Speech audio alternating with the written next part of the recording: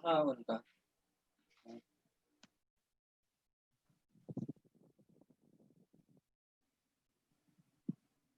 Ayun na, streaming na tayo, sir. Nakamute ka po.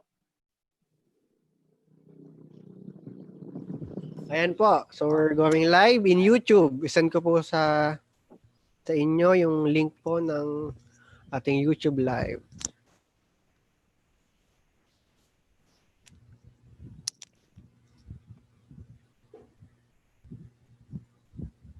Baka may background music ka, sir, para habang bumabati sa kanila. Ayan. So bali, isend ko po muna yung link. Ayun na, streaming na tayo, sir. Sa mga mag-start po manood ng live, good morning po. Nakamute ka po. Yan po, sa mga start po manonood ng live, good morning po sa inyo. So we're going live in YouTube. Isend ko po sa inyo yung link po ng ating YouTube live. Narinig ko rin yung boses ko. Kaya copy. Send ko po sa inyo yung link. Yes po. May mga supervisors daw po na hindi makapasok since ang lumalabas daw po is the meeting has reached 100 participants. So bali po yung mga iba po sa waiting. Mag-aalis na po ako, sir, kasi napupuno nga po eh. Sige po. Yes po. So bali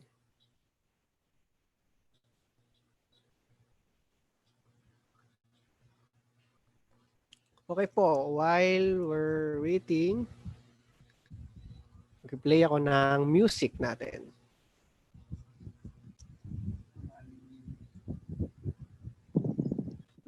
Sa YouTube, merong link pa ba doon? Yes ma'am. I'll be sending po sa inyo. Actually, we're live na po ngayon. Okay po sa YouTube para talagang marami makakapanood. AJ. Yes, ma'am. Good morning Good morning. Si Ma'am Ailes ay hindi makapasok. Ayun po, nagre-remove po si Ma'am Ay ng iba pong nasa waiting room para po makapasok po siya. Ay, papasukin na si Ma'am Ailes. Yes po. Thank you. Natatabunan po siya, sir, nung mga pumapasok, kaya nauunahan po siya sa room. Paano kaya yon? Kaya po nagre-remove na po ako. Okay. Sige, Nagre-remove sige. po si Ma'am. Sige. So, bali 7:42. May mabibilis lang pong pumapasok, kaya Talagang paunahan. nauunahan po eh. Nakapila. Opo. Hindi mo na nai-stop. Diretso kasi, sir, yung link po kasi yung Oo nga, oo. natin eh. Sige, pa-remove na muna yung iba, pa-accommodate si Ma'am Ailes. Thank you. Pero kaunti pala nakapasok, ba't nakalagay 8 lang? 8 pa Sa, lang. sa waiting po, ma'am, hindi ko pa po ina-admit lahat. So yung waiting po ang Ano sa 100 na? Yes po. Opo. Yes. Nauunahan lang po si Ma'am Ailes po. Nahuhuli siya sa pila. Miss Ai, Yes po, ma'am. anytime baka pumasok si Ma'am Lim. Opo. Tinanong na niya yung time.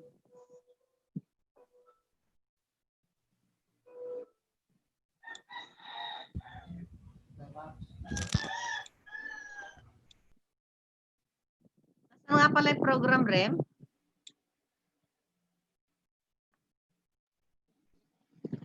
AJ, paki-flash mo nga yung program natin. Tignan ko lang AJ, yung PowerPoint, yung program natin. Paki-run mo, AJ, yung program.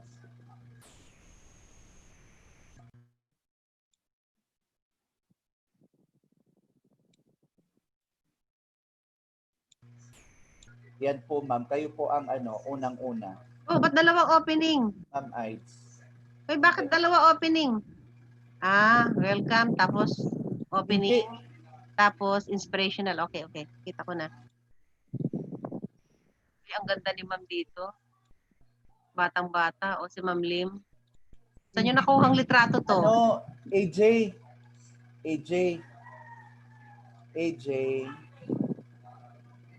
AJ, Yes po, Sir Amit. Nakamute pala ako. ang nakalagay kasi dito sa ano, tama ba si Ma'am Ma'am Ailes, welcome remarks, opening. Opening po. Si Ma'am Aida Ma'am po. ang Aida, welcome remarks. Okay, Yes po. welcome remarks. Sa mga nanonood po sa live natin, comment po kayo. Nakaon naman siguro yung comment niya.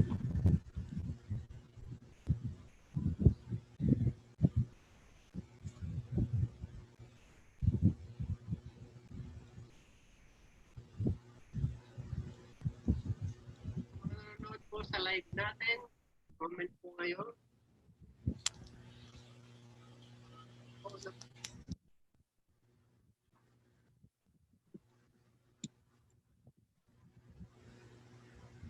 Yan po. Good morning sa ating lahat.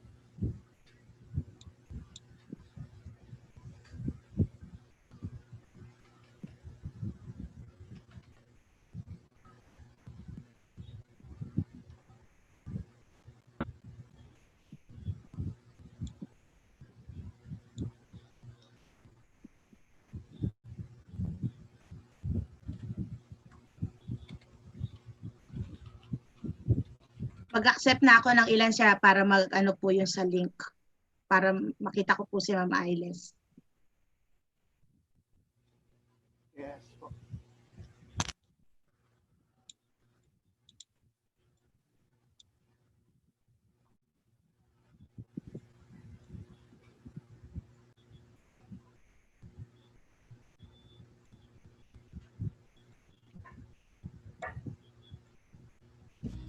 More than 20 million people use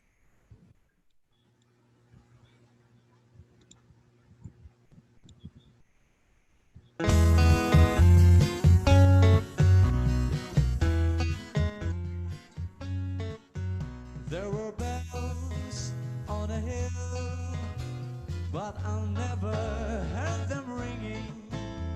No, I never heard them at all, till there was you. There were birds in the sky. Yan, good morning po sa mga nanonood sa live at sa ating mga participants po mismo sa mismong Zoom. There was you.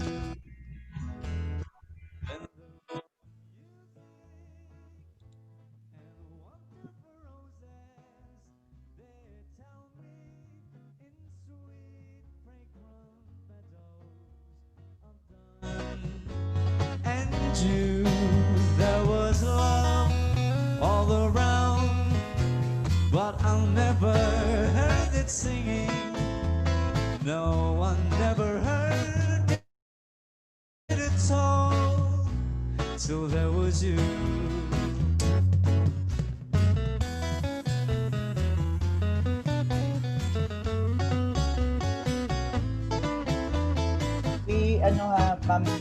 Ma'am Ay, pakiabangan si Ma'am Ailes at si Dr. Lim. Opo, nauunahan sir eh. Ang dami pong naka-waiting sa ano, nauunahan po. Ah, So if ever po Sir AJ, paano na lang po na sa YouTube na lang sila mag-abang? Wag na lang na i-try sa Zoom kasi hindi ko na po sila i-admit.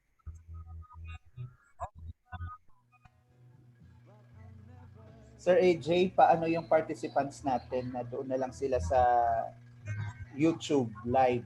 Hindi na kamo sila ma-accommodate dito sa Zoom. Yan po. So sa mga sabay nanonood sa waiting room and sa YouTube po, yung iba po ay inahanyahan namin manood po sa live. Sa live po sa ating YouTube na may account sa aking pong account. Type nyo lang po is AJ Macareg. So yan po, andun po si Sir Anchilo. Good morning, Sir Anchilo. Kayo po ay nag-comment sa ating comment box. Sa mga nanonood po sa YouTube, comment lang po kayo ng inyong school at kung nasan man po kayo sa Pilipinas. Ayan po.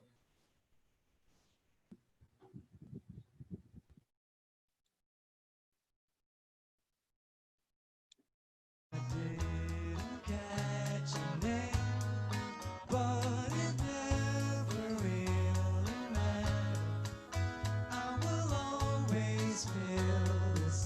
think po, pwede po mag-message sa waiting room. Yun, meron pong message setting sa waiting room para po. Sige, sir.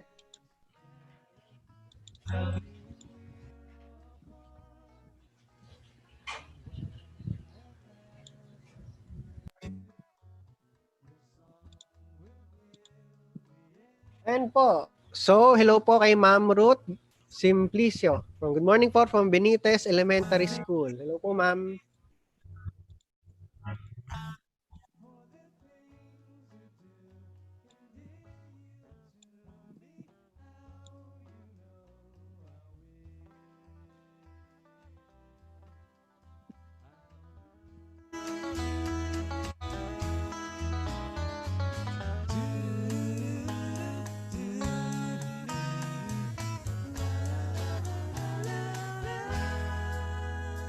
If I fell in love with you, would you promise to be true and help me understand?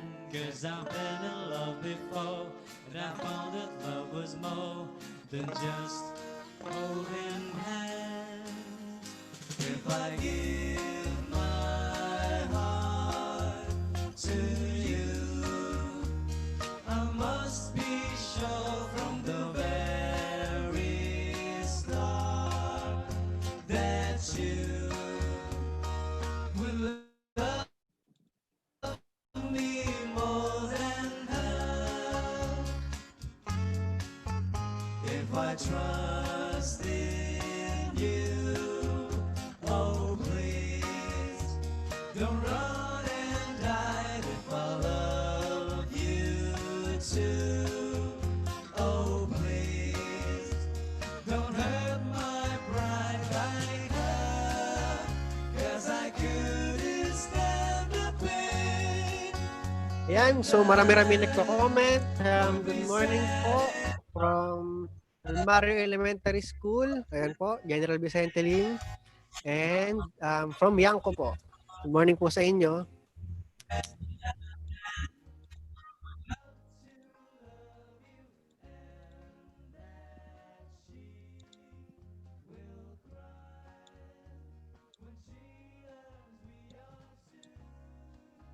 Cause I couldn't stand the pain, and I would be sad if all you love. And po, good morning po from Valeriano E. Fugoso Elementary School. Yan. Good morning po sa inyo.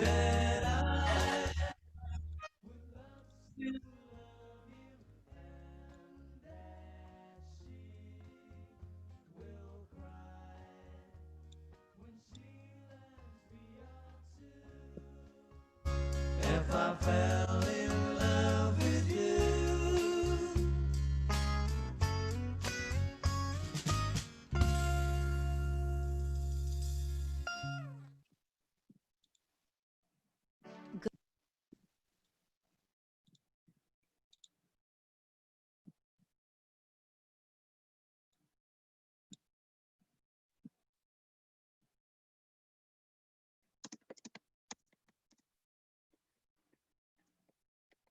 in Penny Lane there is a barber showing photographs of every hand he's had the pleasure to know.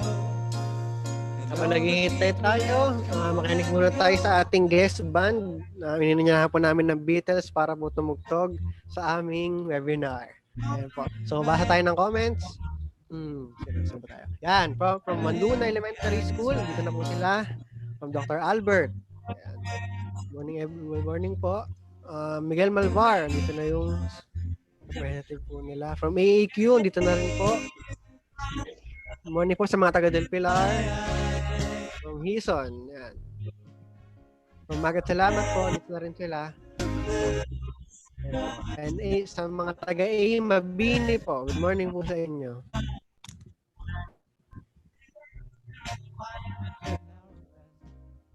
In his pocket is a portrait of the queen who likes to keep his fire engine clean. It's a clean machine.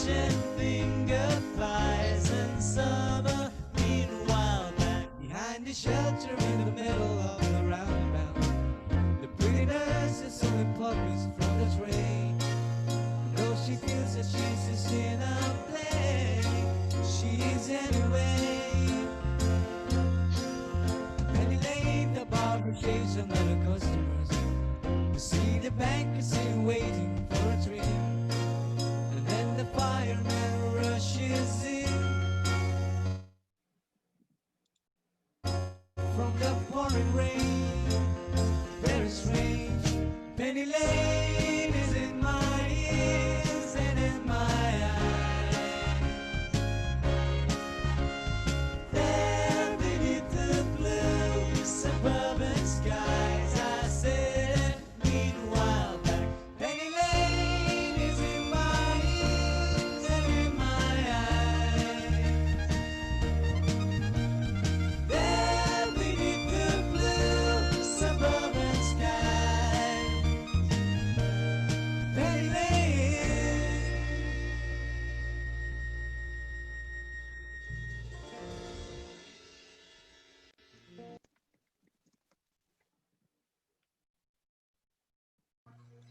49 na, Sir AJ, yung nakapasok dito sa Zoom.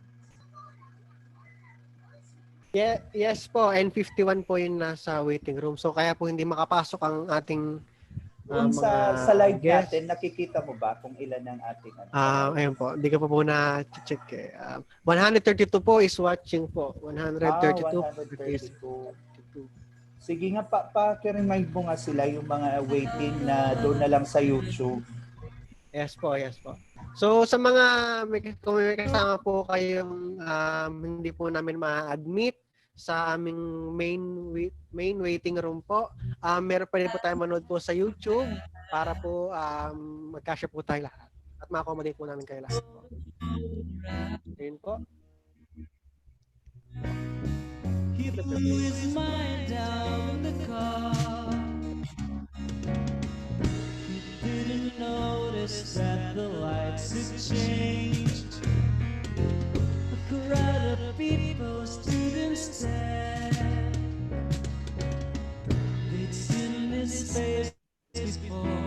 Nobody was really sure whose the house was lost. I saw a field today, oh boy. The English army had just won the war. A crowd of people turned away, and I just had to look, having read the book. I'd love to tell you.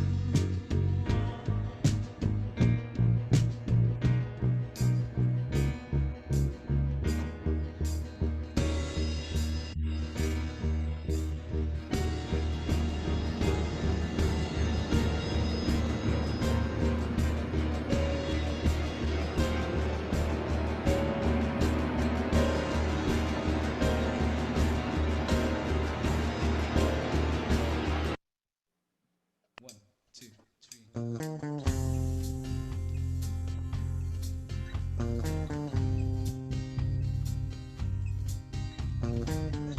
I give her all my love.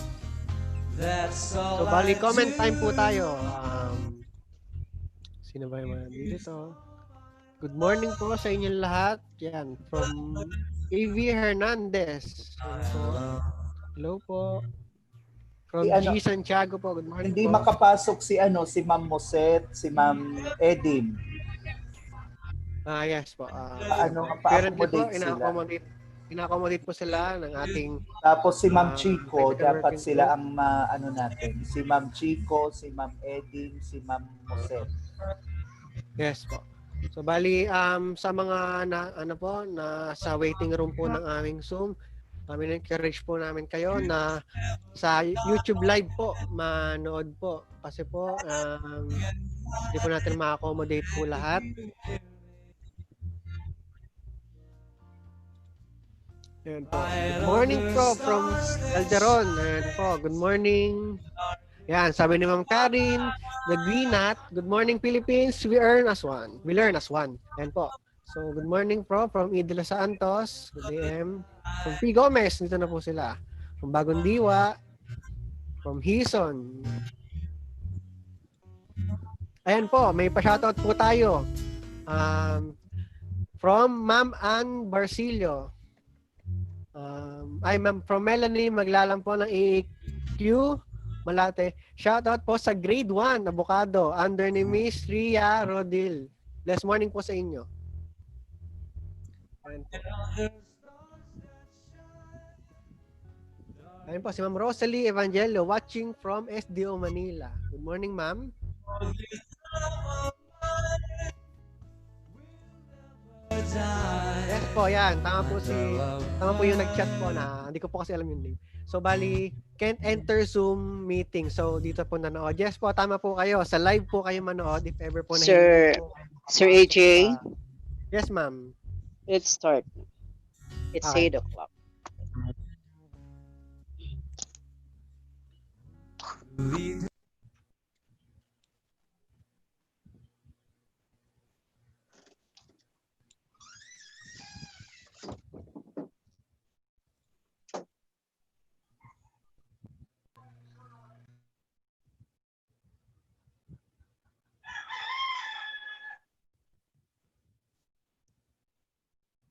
Nakapasok na ba yung sila, ma'am? Hindi pa rin. Nakapasok na po. Waiting po. Nakapasok na po si Ma'am Ailes kanina pa, ma'am. Okay, si Ma'am Lynn na Si Ma'am Lim po, ma'am, na ano ko na po, na-admit ko na po. Ayan. Okay, let's Ay, si start. Ma'am Ailes, nandiyan Okay, na. start na tayo. Wala pa po si Ma'am Edim pa lang po. Hindi, Si Ma'am I mean Ailes. yung superintendent at assistant andyan na, di ba? Si Ma'am Ailes po, wala pa po. Kung nakapasok na sila, let's start na. Okay, start na po. Okay. Okay. Sige, let's start. Let us acknowledge the presence of our Chief Education Supervisor, Mrs. Ida H. Rodilla, our Schools Division Superintendent, Dr. Maria Magdalena M. Lim, our Technical Working Group, headed by our program proponent, Dr. Melinda T. Soriano, my fellow supervisors, our participants, selected kindergarten teachers, and grades 1 and 2 teachers. Ladies and gentlemen, welcome to our webinar session for our kindergarten and grades 1 and 2 teachers. Literacy and numeracy are among the most important life skills that our schools teach. No child should leave school without having mastered these skills to the best of their abilities. Literacy and numeracy skills are crucial to a person's ability to develop fully as an individual, to live a satisfying and rewarding life, and to participate fully in our society. Ensuring that all young people acquire these skills is one of the greatest contributions that we can make to achieving social justice and equity in our country. This is the first ever virtual webinar intended for our kindergarten and grades 1 and 2 teachers in this division. This seminar is a concerted effort of our education program supervisors and public schools district supervisors of the Curriculum Implementation Division of the Schools Division Office of Manila. I am Adulfo S. Amit, Public Schools District Supervisor.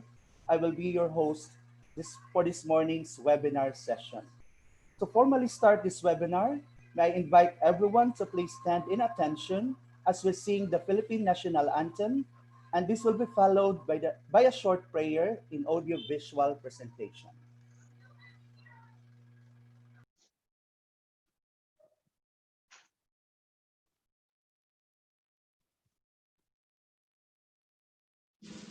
Mga kababayan, ang pambansang awit ng Pilipinas.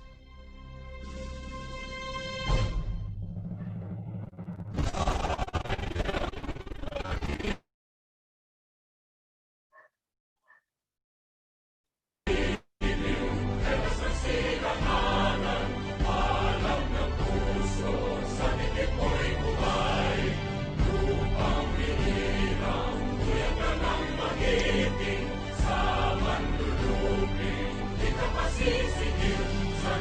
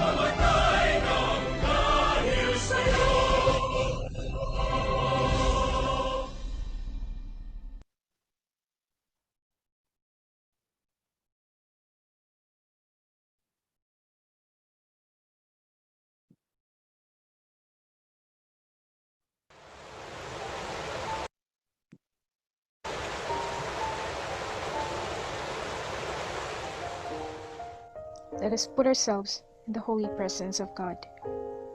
Father in heaven, always merciful and giver of life, we humbly ask that you bless each one of us, from the speakers, program committees, guests, and participants. Guide us to make better decisions as we incorporate what we will learn throughout this activity. Thank you for the infinite blessings and countless opportunities. Lord, today as we start our activity, may we always be grateful to learn new things. Shed the light of your wisdom and bless each one, especially our speakers, as they will share their knowledge to us. Through your mercy and grace, may peace and utmost understanding shine and dwell unto us. Almighty God, accompany each one and help us concentrate for us to gain more knowledge as we listen attentively. This we ask in your name. Amen.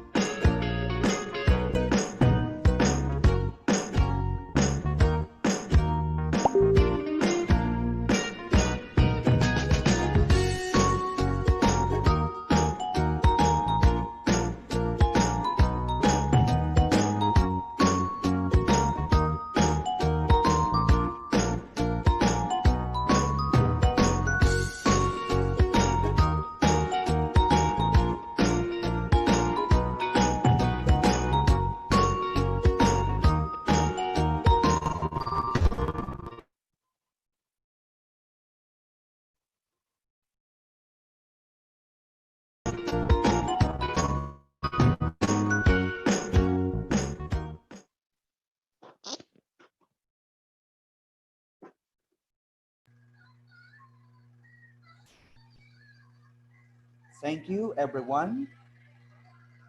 Just sit back and relax as we listen to our invited speakers this morning. Another reminder to our participants, if you have questions, clarifications to our speakers, you may ask questions every after their talk. Or you may type your questions in the chat box and I will get through as many questions as time allows. To give her welcome remarks, may I call on our energetic Chief Education Supervisor of the Curriculum Implementation Division, none other than Mrs. Ida H. Rondilla. A virtual clap to Ma'am Ida, please.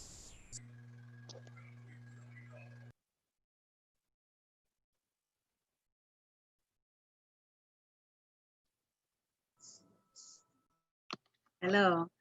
To our dear Dr. Maria Magdalena M. Lim, our Schools Division Superintendent, to Dr. Cynthia L. Ailes, our Assistant Schools Division Superintendent and in charge of the Curriculum Implementation Division, our dear Education Program Supervisors, the Public Schools District Supervisors, the stars of the hour, the kinder, grade 1 and grade 2 teachers, to the technical staff, good morning, and let us thank God for we are all healthy today.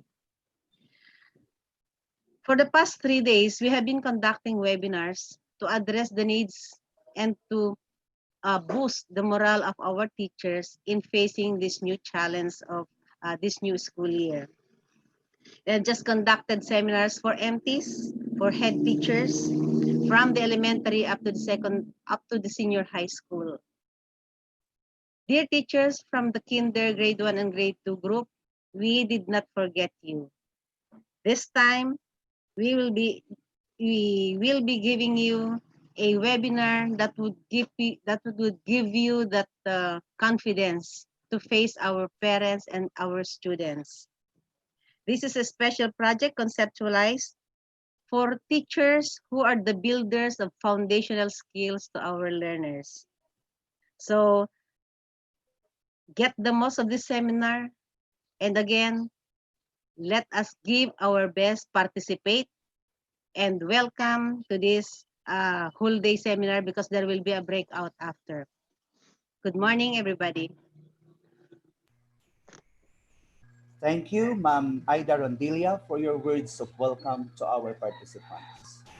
To give us inspiration and support, may I call on our brilliant, competent, and dynamic schools division superintendent. Ladies and gentlemen, Dr. Maria Magdalena M. Lim, Career Service Executive Eligible 5. Again, let's give a virtual clap to Dr. Lim. Good morning, everyone. Of course, good morning to Dr. Ailes, Dr. Rondilia, Morning po. Dr. Soriano, Remy, to our TSDSS, and our technical staff, and of course, our kindergarten teachers, grade 1 and grade 2 teachers. I was happy that I was able to find time. There was already a pending invitation by Remy for the different webinars, and I thank Remy for that.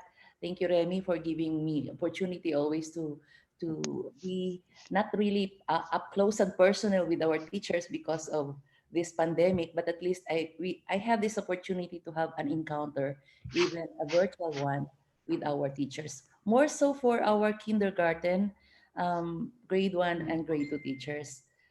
I'd like to tell you that we belong to the same club, mga mathematics teachers.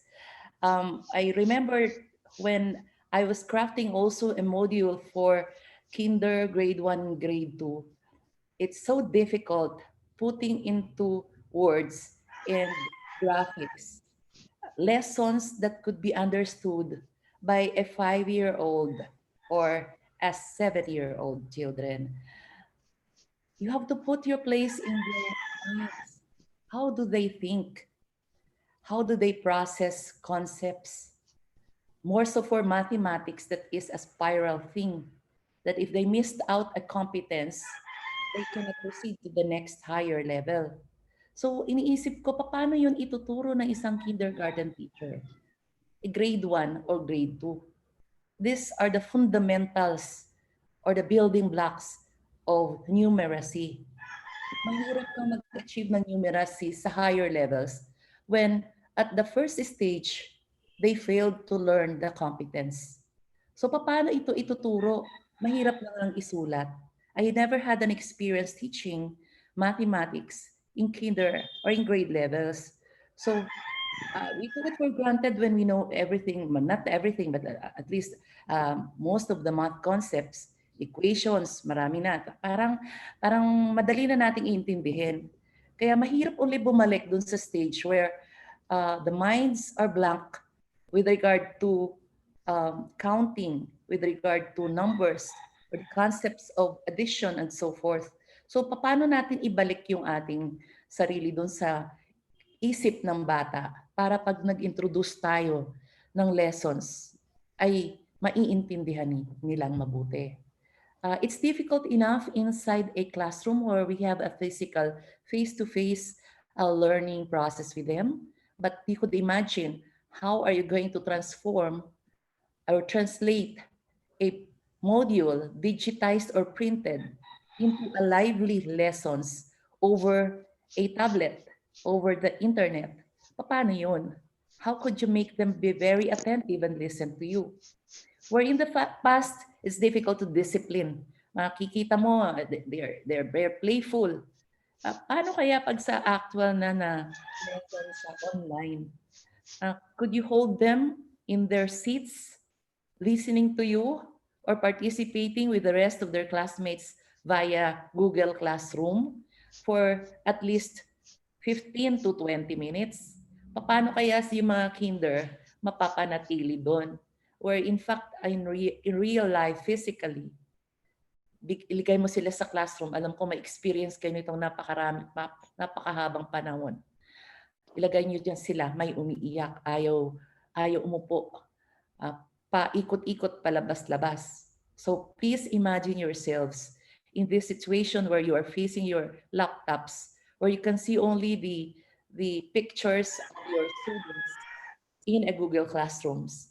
You cannot impose discipline as what you usually do in a physical, old normal classroom. So it will take a lot of getting used to. It will take a lot of time also making our students be adept in the use of technology. Good for us, ang dami na ng webinars na inattendan natin, mga seminars, mga meetings. So more or less, gayam na natin po paano mag-mute, paano mag-unmute, paano umalis ng video para kahit paano makapag-CR o kaya kuminom ng kape. So madali natin gawin yon. But for students, we have to teach them how to pay attention, and how do we teach them putting off their videos so that hindi madidistract yung ibang classmates nila if they're going to have a bathroom break. So yung things like that, it will take a while to be in the new normal that we are preparing for, beginning already in the past month. So, yun ang mga challenges natin. And I could imagine the biggest challenge posed for kinder up to, I think, grade 3. Yung pinakamahirap ng tuturuan. Ang tanungan namin kahapon, we had a meeting with, kasama ko yan si Dr. Ailes, the 4 assistant superintendents. Paano daw kayo magtuturo sa kinder using the tablets? And we really laughed because hindi kailangan turuan ng mga to. Baka kayo pang tuturuan nila. They are the born natives of technology. Marunong na sila. Ang napakahirap i-imagine, how are they going to learn using the technology? This is the literal technology integrated instruction. So I really admire you for being brave, and that wala naman kayong choice. Andyan na eh. You have no choice but really to take head on what is in store for us in the next school year, in this coming school year. So ayan, andyan na yung challenge sa ating lahat. But all we have in the division office, kami ni na Aida, ni na Dr. Ailes, ni na Remy, our Europeans, DSS, and the rest of the team in the SEO, we are here behind you in terms of support. Now, I would like to break this out para you can have the complete knowledge of what support are we going to provide you with. So una-una muna, dahil nga ito ay online, of course, you need the equipment. And thank to the local government, lalo na kay Mayor, sa ating mahal na Mayor, Mayor Francisco Isko Moreno Dumagoso, and the rest of the council and the rest of the team in the local government for providing our teachers with laptops. At good news, baka magsimula na mag-deliver next week. They were trying hard to deliver it today, pero hindi raw aabot talaga. So, counting Monday na magsisimula na ang delivery for the laptops for our teachers. Na-deliver na last week, hindi last week, this week, ang mga SIM cards. Ang iniantay na lang namin, anong bang tawag doon, AJ? Yung lalagyanan ng SIM cards para maikabit, mai-attach niyo sa inyong mga laptops later on. It will be loaded by Globe on August 24. It is 10 gig. So you would wonder, paano niyo ubusin yon with 1 week only left for August? It has a feature, it is a rollover system. Yung pagka hindi nyo naubos, mag-roll over siya at magagamit niya nyo for the following month. but you have to be very cautious on how you're going to use this load kasi alam namin kulang. I cannot promise you yet what backup plan we had, pero na-discuss din namin ito ni na Dr. Ailes at Dr. Rondilla, but we may come up with a backup plan for all the teachers na alam namin kulang ang load ninyong 10 gig. But we cannot give you the pronouncement right away until it is put in black and white. So that's for technology support and internet support. What else? We have not only the printed modules for the first 2 weeks, but the digitized modules care of our technical people, just like AJ, sina JC, at ang mga ICT coordinators ng inyong mga schools. And I know that some of the teachers are also doing this, changing the printed format into digitized format. We have already established the fact that Manila Learning Continuity Plan will be online based. Online talaga. As much as possible, we wanted to dispense with the printed modules because we do not want to take risk of infection of COVID virus via delivery and retrieval. Yun ang iniiwasan natin. And second, the reason is we wanted to invest more on a maybe not a really long term, but on a semi-expendable tools like tablets and laptops. At least if it go long as at mga 5 years for laptops or beyond, and for tablets 3 to 5 years or even beyond with gentle care. Whereas printed modules could only go maybe as far as 2 years kung maingat pa at kung ma-retrieve yun. Ay kung hindi na ma-retrieve, which is what is we going to do pagdating sa pag-distribute ng 2-week modules na printed, hindi na namin i-retrieve yun. Nasa bata na yun.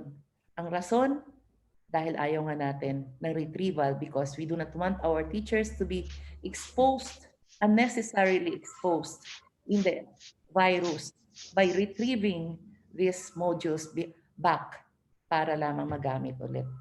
And by retrieving the worksheets back para ma-check. So ang solusyon talaga natin dyan ay ito, online. Ang problema lang, we will be very honest with you, na encounter naming problems ito during Zoom webinars or whatever platform we use. We cannot really count on a stable internet connection. Nandiyan yung nawawala ka na sa sirkulasyon. Ako nga minsan, bakit ako nawala? Yung pala nag-fluctuate ang internet ko and I have to rejoin the meeting again. Ganyan ang i-expect yung magiging scenario. With all of our students using at the same time the Globe Internet because that is the company that won in the bidding. So paano kaya pagsabay-sabay sila? Okay lang ito ngayon dahil mangilan-ngilan lang tayo kahit na marami pa nga relatively. But what if the 294,000 students plus 10,500 teachers, we have not included yet the principals and the supervisors, will use at the same time the internet? You could imagine the weakening of the internet signal. Kaya you must have backup plans. Ito yung mga problema talagang makik-encounter. And then what if, dahil nga bago yung sistema, how do you measure yung mga batang hindi na makaka-catch up sa lesson nyo, lalo na sa math? Makikita mo yan pagka nasa face-to-face. Behavior pa lang, facial expression, body language, you can understand. But can you have that warning or system where you can gauge or measure the understanding of a child looking only at your laptop and their facial expressions on the screen? Paano nyo malalaman? Can you depend on the formative tests that will be uploaded to you and then check later on? Makakadepende ba kayo dyan authentically? Of course not. Alam nating may help yan sa magulang. It doesn't reflect the real knowledge learned by the children, especially kinder and lower grade levels. So, paano niyo malalaman? So, kailangan may backup plan din kayo. What is your fallback in case a child cannot cope up So meron ba kayong mga lessons? Alam ko meron mga video lessons, nakakita ko ng kinder lessons. At naaliw ako. At I felt nostalgic nung ako pa yung nagtuturo sa mga anak kong malilinggit. So kung ako'y naaliw doon, siguro mas maaliw din ng mga kabataan. So things like that ay magandang fallback. On the other hand, those who are fast learners, baka mabore sa kaantay doon sa mga classmates nila. So they would tend to fall off, alis na sa upuan nila, do something else. So you must have another backup lesson for them, a video siguro, a link para medyo lively ulit siya at mamomotivate ulit. Hindi na siya maglalag behind because he felt bored dahil understood na niya yung pinag-uusapan sa Google Classroom. So these are the challenges that we have to face. And I know that this is a lot to swallow, but this is a challenge for you. At kita nyo nga ngayon how the media attacks DepEd, how people criticize the modules, the flaws in the modules na hindi nila naintindihan, the short time that was spent on urgently crafting these modules. So they have low tolerance, they have low allowances given to our writers who spent hours, sleepless nights just to finish the modules. Papansinin yung spelling na it is just the typographical errors. So you have also to have a strong heart.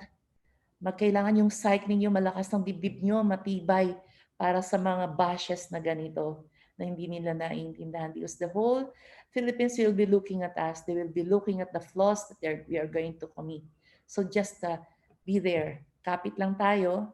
Just do our best. Because at the end of the school year, we will prove to them that we will still shine despite COVID. We will win over COVID. Patutunayan natin sa kanila na kaya nating magturo, kaya nating ipatuto ang ating kabataan kahit na ganitong malayo sila sa atin. Nagkakamali tayo, that's human error. We are going to give allowances to each of us. Kayo din, bigyan nyo kami ng allowances because this is also something for new to us. Supervision, monitoring, management of online classes is also a new thing for all of us. So give us allowances also, just like we are going to give allowances for our teachers who are still groping in this new normal. So we are one in this. Kailangan lang, we have to have a united front. Ang kalaban natin ay hindi ang bawat isa, hindi ninyo kalaban ang division office. Let me tell you that at the outset. Hindi kami ang inyong kalaban dahil kami nag-i-impose nito. Kagaya ninyo, we are on the same boat. We have to do this because this is our mandate.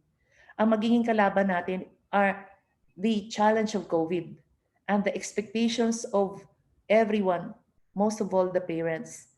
So ito yung ating talagang biggest challenge and we have to prove them that we can do this all right. So teachers tayo ng DepEd. Tumagal tayo ng matagal dito sa industriyang ito. So we could come up winners after all. So mabuhay kayong lahat. Be brave. Head on the challenge. We are behind you all the time. Thank you and be safe kahit na ganito.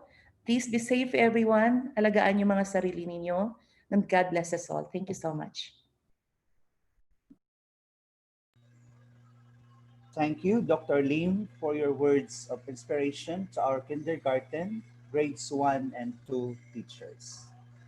And now, to give her message of support and opening remarks in this webinar session, may I give the floor to our Motivational and Inspirational Assistant Schools Division Superintendent and in charge of the Curriculum Implementation Division, ladies and gentlemen, Dr. Cynthia Lina Ailes. A virtual clap to Dr. Ailes, please.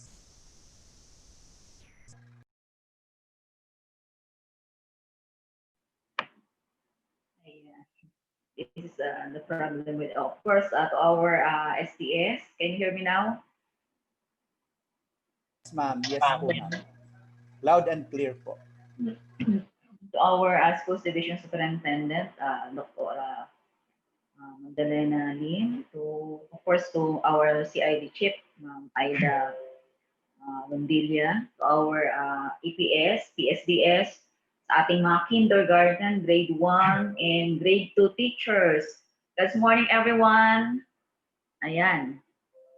So, kaka-open ko lang po. I was dun sa FB ni Sir AJ.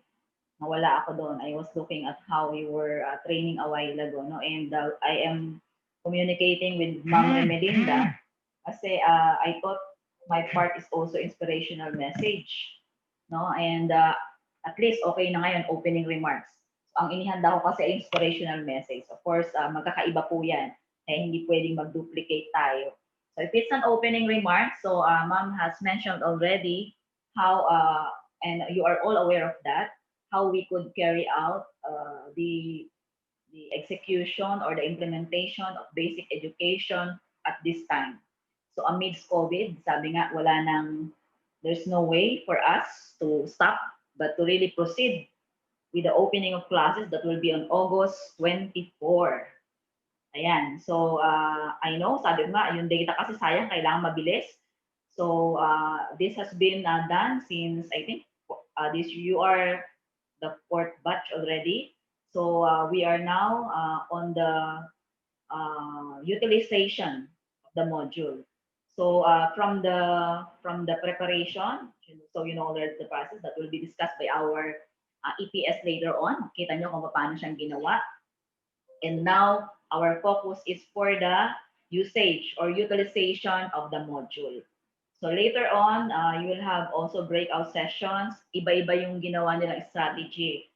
But since you are kinder, grade 1 and grade 2, so parang generally, you are catering or you are using self-contained classes. So meaning, it will be easier for you to decide which of the competencies you will be giving more time or using the data that we will be giving to our students and of course to you.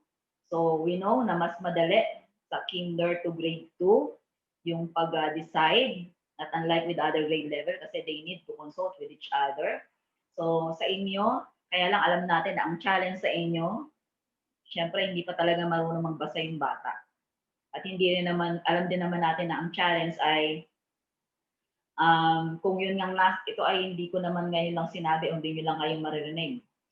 Yung sinasabi na kung noon nga ay nagpe-face to face, ay hindi nakakabasa yung bata. How much more now? But remember, we are already in the digital world. So what does it mean? Digital native po yung mga bata natin. Anong ibig sabihin? So that's why the best, I think this is the advantage having technology nowadays. I have a child, my youngest child is only grade 2. Pero sabi ko nga sa inyo, pag gumagamit ako ng cellphone, pag gumagamit ako ng gadget, siya yung tinatawag ko. Even the television, alam niya kung paano i-manipulate. So what does it mean? So kung mayroong nakikita tayo, parang somehow would be hindrance for us to carry out our services, meron din dapat tayong makita potential about this. So that is the use of the virtual technology. Sabi natin kapag ang guro, we always adjust to the level of our students. So therefore, hindi naman ito ngayon lang. Kahit tayo ay may face-to-face, we usually learn the context of our students. Kaya nga tayo merong differentiated instruction, right? So we always go back to the uniqueness. And ano pa yung mahalaga sa teacher? We always find way to be resourceful. Alam na natin yan, noong pa yan. So kapag wala ang isang bagay, ang teacher kasi hindi mo siya pwedeng i-box. Kasi yung pagiging resourceful niya, isa yan sa kanyang skills. Isa yan sa kanyang sabihin nating character. Bakit?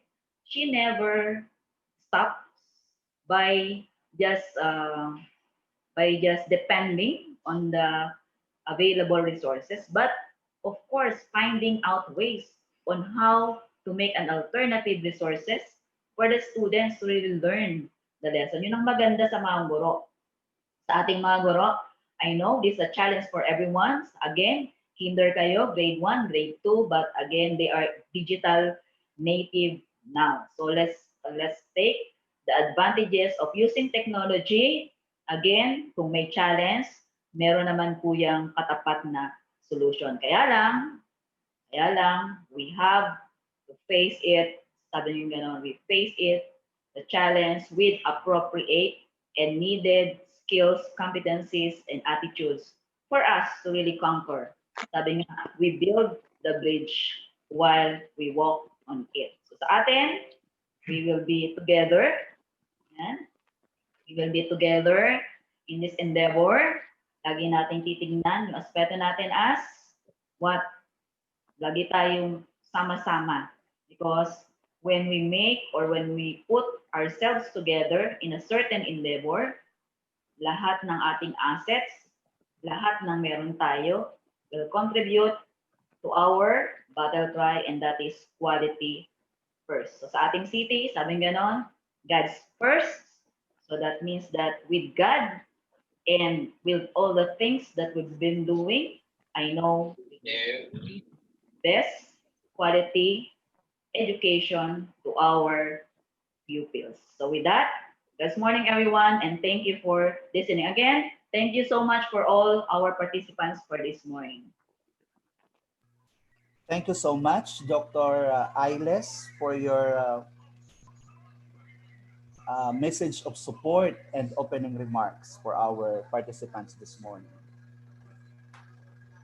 And now, to present to us the program objectives of this webinar session, may I give the floor to the program proponent, Dr. Remelinda T. Soriano, Education Program Supervisor for Mathematics. Let's give a virtual clap to Dr. Soriano, please. Thank you. Good evening, everyone. For the exhortations in today's seminar, today's webinar, for the terminal objectives, this training aims to build a professional learning community among kindergarten to grade 2 teachers, and together meet the challenges of localized need of learners in the school. As to enabling objectives, 1, equip teachers with necessary content skills and strategies or teaching strategies to meet the very young learners' 21st century needs, especially in the areas of reading and comprehension, writing, and numeracy. 2, acquire in-depth and comprehensive understanding of the strategic ways on the development of instructional materials and teaching tools.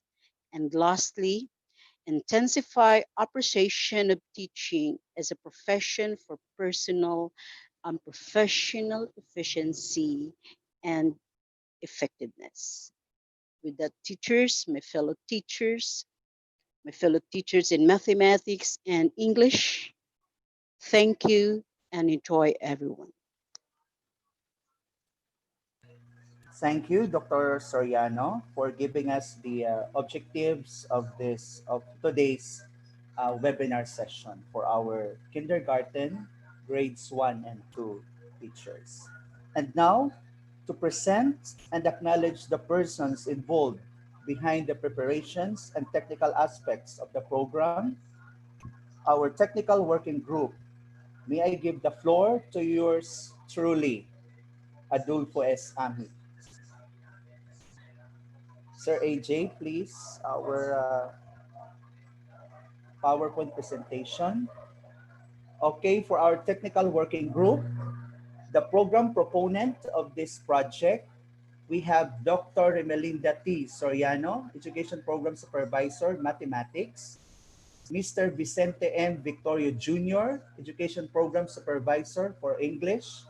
Dr. Edwin R. Mabilin, Education Program Supervisor for Filipino.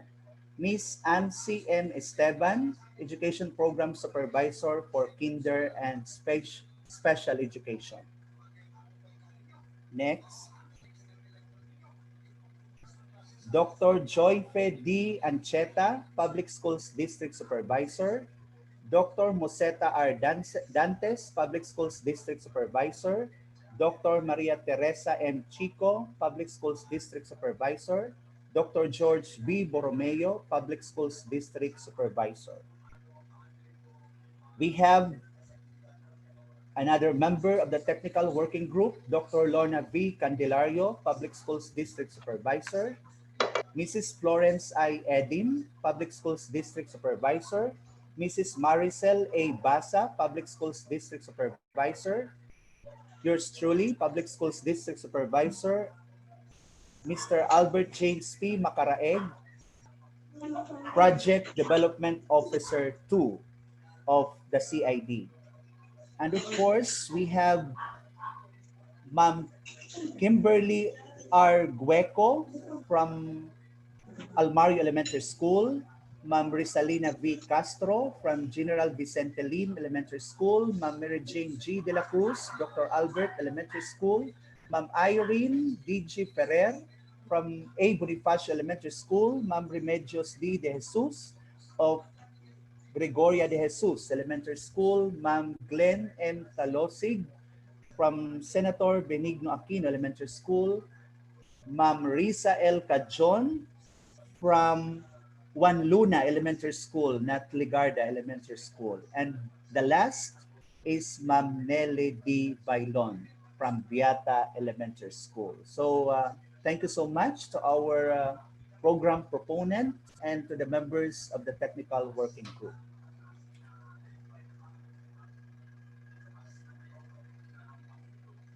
Okay, thank you, Sir AJ. We come now to the second part of today's program, the plenary sessions from our colleagues in the Curriculum Implementation Division. Our first speaker will discuss about her topic is about early grade literacy in English. Ladies and gentlemen, please all welcome Miss Florence I. Edim, Public Schools District Supervisor. A virtual applause to Ma'am Edim, please. Take it away, Ma'am Florence.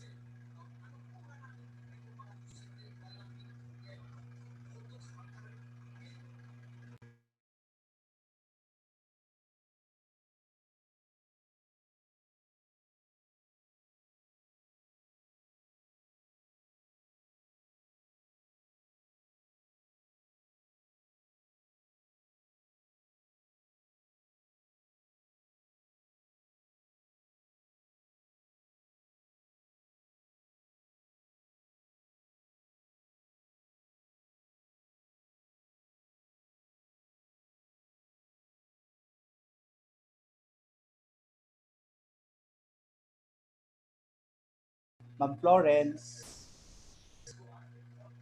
Ma'am Edim, Sir AJ, si Ma'am Florence, nandiyan na.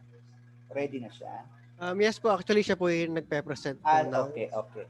Siya nagba-manipulate. Okay, Yes thank po, you. yes po. Okay, good morning. Good morning, ma'am. Okay.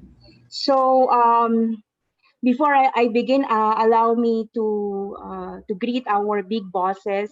Good morning po, SDS Maria Magdalena S. Lim, our ASDS Dr. Ailes, our chief, very supportive Ida Rendilla, my fellow supervisors, and of course, my colleagues in the educational system, especially the best teachers. Why do I call you the best teachers? Best teachers are in the foundation age. They shape the biggest foundation of learning. And that's why if the child has a strong foundation, there is a strong future. And among the challenges that we face as educators, like the poverty, like with the war, the volcanic eruption. This one is the most challenging, and yet this is the most exciting. Why? Because we are creating a future for our children. This is their future, a future of collaboration, of creativity, of communication skills, of connection globally. And that's why if they don't know how to think, they will easily be replaced by machine and be automated. So this morning, I am tasked to give you a supplement. When I say supplement, this is not the main lesson, but it will help in the development of the foundation skills.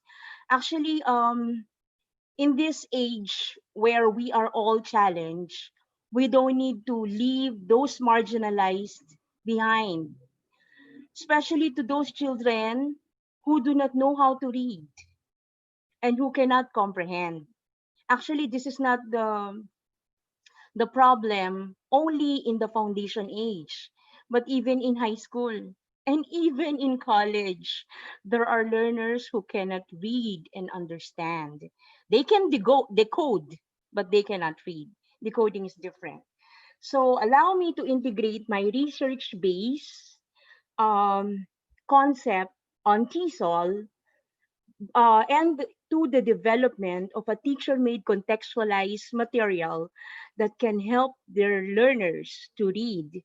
And at the same time, it will also help the parents to look back on their reading process. So the bata is learning and the parent is also learning.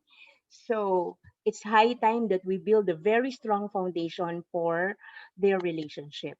Okay, so today allow me to give only 3 points. First, I'd like to integrate T-zone strategies. I will never make it very technical. Okay, magiging juicy lang ako and simple.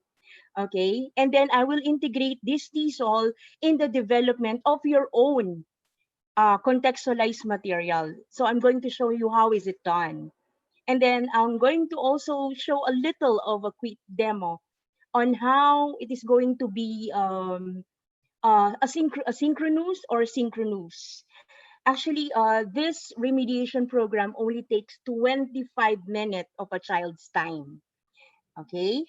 So, allow me to continue. Kaway-kaway naman po dyan. Pampalakas lang ng loob. Sir Amit, how many are we? Sa YouTube Live, 445. And then dito sa ating Zoom, we have 61 participants. O, And mga counting. kamag-anak ko yun.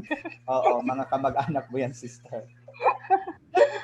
Sige, go! Okay. Let's go ahead. Now, what is TESOL? TESOL is a technical term in English, which is a teaching of English for speakers of other languages. So in the Philippines, we are following TESOL, but in other countries where English is considered as a foreign language, we call it TEFL. Now, as a teacher, you have to know the basic of TESOL.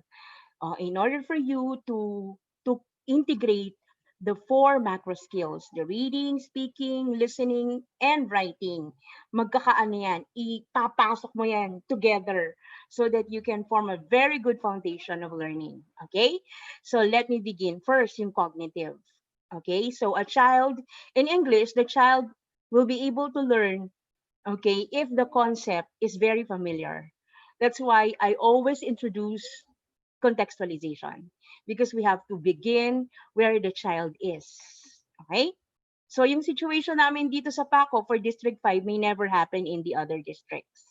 But if a child see the Paco Market, and other places in their text or in their material, it connotes familiarity and they will begin to talk. Okay? The next one is mnemonic, which means that in language, children they love to mimic. They love rhymes, like especially if before when you say good morning, the child will just follow and they like it. Okay, so we have to breathe life to the language, and that's why as teachers we have to be a good model in speaking pronunciation for meaning. For example, is he a good boy? He's a good boy, isn't he? He's a good boy, isn't he? So the tone is, am I questioning or am I being sarcastic? So the tone of the voice determines the meaning. So that's why we have to have the right pause, the right intonation, so that when the child hears us, the child will decipher the meaning. Okay? And the next one, of course, is affective. The child will learn better if a child is self confident, if a child is so happy, and if a child is not psychologically bombarded with a lot of stress. Which means as parent, wag mong kukurutin yung bata para matuto ng mag-Ingles. Okay? And of course, TESOL is also, or teaching English for speakers of other languages is also social, which means you can never learn in isolation. You have to practice. So that's why is not the concept is supplemental and it's not milk related, because we don't want to bombard our learners with the repetition of what they have in the classroom. Supplemental is something that's new, something interesting. So the child will never realize that he or she is being remediated, but her strength is being intensified. Yan, parang mas positive. So let's remember the cognitive, mnemonic, affective, and social, because these are all the theoretical foundation skills in making your own supplemental material. Okay? Let me move on. Buhay pa ba? Okay, of course, we have the integration of the macro skills. Again, just like one of the concept of TESOL, learning English is not learned in isolation. Okay? So we need the integration of the four macro skills to make it work. For example, reading is a passive skill. If you just tell a child, okay, you read, we read together, you read alone, you are practicing the art of sleeping. Okay? So you have to know what enters the brain through the speaking. That's why, ano yan, partner yan, mag-asawa, male and female.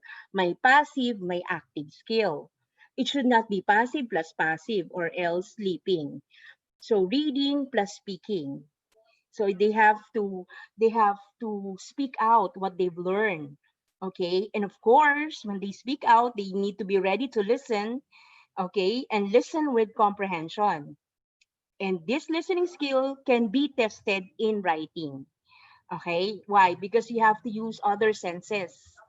You know, if you want the word or the concept to be remembered, if you want the concept to be remembered, you have to make sure to write it down and use other skills, or you sing it out, okay, or use mnemonics, okay, or any rhyming or any tune or any kind of symbol that would represent the concept. Okay, so the TESOL skills includes the four strategies: the cognitive, the mnemonic, affective, and social, plus the integration of the macro skills. Okay, now, of course, we have to know we cannot label the child as non-reader, non-numerals. By the way, according to my best friend, who is already in heaven, Galileo, the laws of nature are written in the language of mathematics. That's why when me and Mom Brev was talking about, wow, Mom, the language in English should be used to learn mathematics systematically. Okay? So, allow me to go back to where the problem comes in. Kumbaga sa sakit, kailangan ma-diagnose natin. Hindi natin pwedeng sabihin, ay, non-reader siya. Ayaw lang magsalita ng bata. Takot sa'yo, sasabihin mo, non-reader na. Okay? Or the child has a problem in vision and the child's reads slowly, you said the child is struggling reader. Okay? Or if the child's read faster because he memorized, you say that the child is a reader already. So you have to be champions of diagnosis or assessment champions. Okay? So we have to know ano bang problema niya sa reading. What are the reading problems? Okay, so those are common, like phonological and phonemic awareness. We're going to discuss this one by one. Word decoding and phonics, vocabulary, fluency, comprehension, auditory processing, language processing, even memory, attention, and other reading problems that can be diagnosed by a child developmental psychologist or a reading specialist. Okay? So may na-encounter ako dyan one time when I was at Lukban. I really saw a child. Talagang she read on a vertical manner. She cannot decode. So that's the problem. She has dyslexia. Pabaliktad yung pagbasa niya. Sabi ko, ha? Akala ko, napapanood ko lang to sa movie ni Tom Cruise. Ito na pala yun. So, you cannot label the child, hoy, nanay, dyslexic ang anak mo. Hindi pwede yon. It should be, diagnosed by a reputable specialist. Okay? So, let's move on. So let's move on to phonological or phonemic awareness. Okay, can you say it once again? Because I've seen people saying phonemic. No, it's phonemic. It comes from the word phoneme, which is a meaningful unit in a sound. English is a very non-structured, irregular language. Yung C, it can mean a lot of things like cat, chess, and then C. Okay, so the C has different meaning. That's why the child should learn first from the sound of the word and the meaning. Okay, so if you see that the child has a problem with phonemic awareness, okay, that means the child has a problem manipulating individual sound. For example, the word chair, ang sabi niya care, kasi akala niya k, ang C, k lang lagi. So that's a problem on phonemic awareness, okay? So phonological awareness, it is the noticing the words in a sentence. Okay, so you have to know: are you giving advice or do you advise me? So which is a verb and which is a noun? Okay, but both have the same sound but different in meaning. So a child cannot recognize. So that those are the three problems: the problems in the sound, and those are the basic problems. So for a child, you can say, what it feels like to me. I don't know any word that rhymes with cat. All I know that C is k only. Okay, so what can you do to help? You can just say, okay, you just have to practice hearing individual sounds. Okay, so I'm going to show you flashcards of how the C sound is used in the different word. Okay? And then, as a mother, bakit kailangan kasama si nanay? Mhm. Others are saying that, you have to give half of my salary, of your salary to me. Kasi I'm the one who's going to teach. No. Okay, no, it's not the case. We are giving you the opportunity to also relearn again. Okay? So what I see at home, she doesn't show, or he or she doesn't show interest in nursery rhymes. Bakit yung iba nursery rhymes even in Filipino? Bakit itong anak ko ayaw? Because he cannot recognize or produce the different sounds of language. So what can I do to help? You have to read storybooks with rhyming words. Actually, according to my professor at PNU, a child has a knowledge of the world before the knowledge of the word, which means that even on the womb, the child already knows what is his concept of the world. But the problem is, if a reading teacher do not know how to read and make reading a punishment experience, then the child will lose his interest on the word. Ayun na. Okay, so what I see in this classroom, he has a hard time telling how many syllables written in the paper. So you can practice manipulatives with cards, pictures, or words. So when you diagnose, you have to know, the problem is phonological and phonemic awareness. So I'm going to focus my intervention on these areas. Teka muna, may iba pang problema. Okay? Yung word decoding and phonics.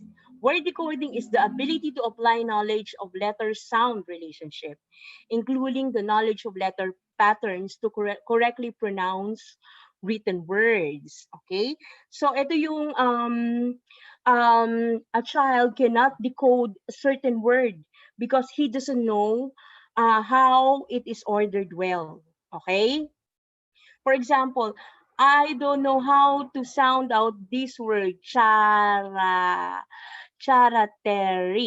So, character. Ayan. So, hindi niya alam yon.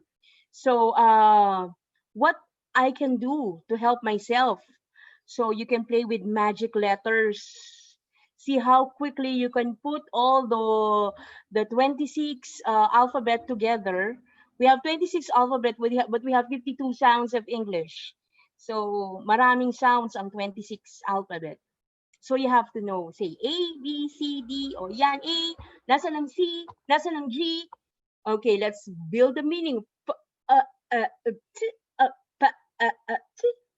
Pet. Ayan na. So, you give the right tone, the right phonemic sounds so that the child can remember. Pet. So you remember by sound. Okay. So what I see what I see at home as a mother. So her reading is way slow because she spends so much time figuring out the word. Okay. So you can just, the mother can just help by pointing out letters, ask the child to name the letters, and then you connect one letter, one consonant to the vowel, and then consonant sound again, the CVC approach, and then until the child build, pag pinagsama pala ang t, cut pala yun. Yan. Okay? So what I see in the classroom, she has trouble reading and spelling. Ang spelling niya ng cat ay K-A-T because that's the sound. Okay? So, ito na naman yon. Orthography or the spelling is really different in English. So, what can I do to help? You have to teach phonics explicitly. Okay? So, you have to know the patterns of sound. Like, how are we going to produce the sound of pa, ba, ba. So both are bilabial, meeting of the upper and lower lip, but the one sound is voiced and the other sound is voiceless. So those who are into introduction to linguistic, I know you know what I mean. So there's an anatomy of learning. That's why the child produced the wrong sound. It's because he used the wrong muscles of mastication. Okay, the place of articulation. Okay, let me move on. Vocabulary. Ito. Yan, refers to the words you must understand to communicate effectively. You have to remember, parang bangko lang yan. If you have low deposit, edi low income. Okay? So, ibig sabihin, the higher the vocabulary bank, the better. Okay? So, you have to introduce different contexts. Kaya nga yung ibang teacher sabi ko, do not teach vocabulary in isolation. Or do not tell the child to look at the meaning in the dictionary because, it will never work that way. You have to use the word in the context, sariling sentence ng bata. Okay? So that if the child knows how to use the word in their context, then it will be easier for them to use the words. Yan. How many times ba kailangan gamitin yung words para ma-remember? Siguro mga 10 beses. But study shows nga 20 to 50 times to use in the vocabulary so that it will enter into your item bank or vocabulary bank. Okay? So if a child says, I don't understand a lot of words on the book, ay, problema niya vocabulary. So what can you do to help yourself? You have to go for a journal of unfamiliar words. Okay, so allow me to give a little background of this journal of unfamiliar words. when I was teaching in college, I also do this for my college students because I want them to be familiar with those academic terms. And I can never impose my own vocabulary to you, nor I will tell you to read dictionary. No, it's not the case. So what you can do is to read any article on this, the case of the child, you read any book and then pick out the word that you cannot understand. When you pick out the word you cannot understand, you have to write it down. And when you've written it down, you have to capture the sentence where you got the word. And then you have to try to make your own meaning of the word. Ano kaya ibig sabihin nyo nun? That's contextual meaning. And then you let the child look at the dictionary for the right meaning. Now, if the child's meaning is the same as that of the dictionary, then the child has a contextual, has deciphered the contextual clue. Okay, and then she makes her own sentence. Until the child will form around 50 to 100 words in his journal. 50 to 100 words yon na added sa kanyang vocabulary. Nagturo ka ba? Hindi po. Nag-journaling lang ang bata. Okay, so what I see at home, she misused some words. What can I do to help the child? This is the right time that you have to engage your child in a conversation. You have to remember that speaking is a dynamic macro skill that you can use in order to know what's inside the brain of a child. Okay, so what I see in the class. So she has questions on the meaning of grade appropriate text. Okay, so later on, my dear teachers, you have to know that when you select the word should be developmentally appropriate for a child. You don't need to choose a word that is so difficult for a child to remember, unless the child has very high IQ, language skills. So what you will do is, of course, to use the words in the context over time. Okay. Okay, so learning, reading is also learning vocabulary. If you were able to add at least 10 words in a week for a child, then you are building his vocabulary skills. Okay, so let's move on. Fluency. Ay, ma'am, bakit problema ang fluency? Fluency is the ability to read with speed, accuracy, and proper expressions. Ang pagbasa natin sa Filipino ay iba sa pagbasa ng Ingles. Sa Filipino, ang bawat pantig ay kailangang basahing mabuti or marinig. In English, no, there are silent words, and there are words that you have to speak faster and slower. Okay, so fluency is using the right speed as if the person is speaking. For example, in the end, man destroyed the heaven that was called earth. The earth had been beautiful until the spirit of man moved over it and destroyed all things. And man said, "Let there be darkness." And there was darkness.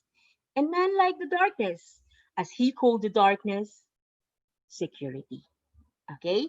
So there's a right pattern. Okay? So if a child is a problem that a child read the sentences slowly and with the same pattern, the child has a problem on fluency or speed. Okay? Hindi yung sobrang bilis, hindi din naman yung sobrang bagal. So for a child, so this was my problem of my eldest, fluency. It takes him so long to read something. I don't know what is in his mind. And then I just allow him to read. Okay, so then he reads now at a normal pace. Okay, so because what he can do is to read aloud with the parent. Okay, anak, this is how to read this. Yan. Anak, this is how to pronounce this. No, ma'am. My teacher is better than you. I know. It always happened. Na mas magaling si teacher kesa sa nanay. At mas pinaniniwalaan ni bata si teacher kesa kay nanay. That's a sad reality. I know that. Okay? So parents' perspective, he reads a book with no expression. Every word and sentences sound the same. So what can I do to help? Of course, read aloud to your child.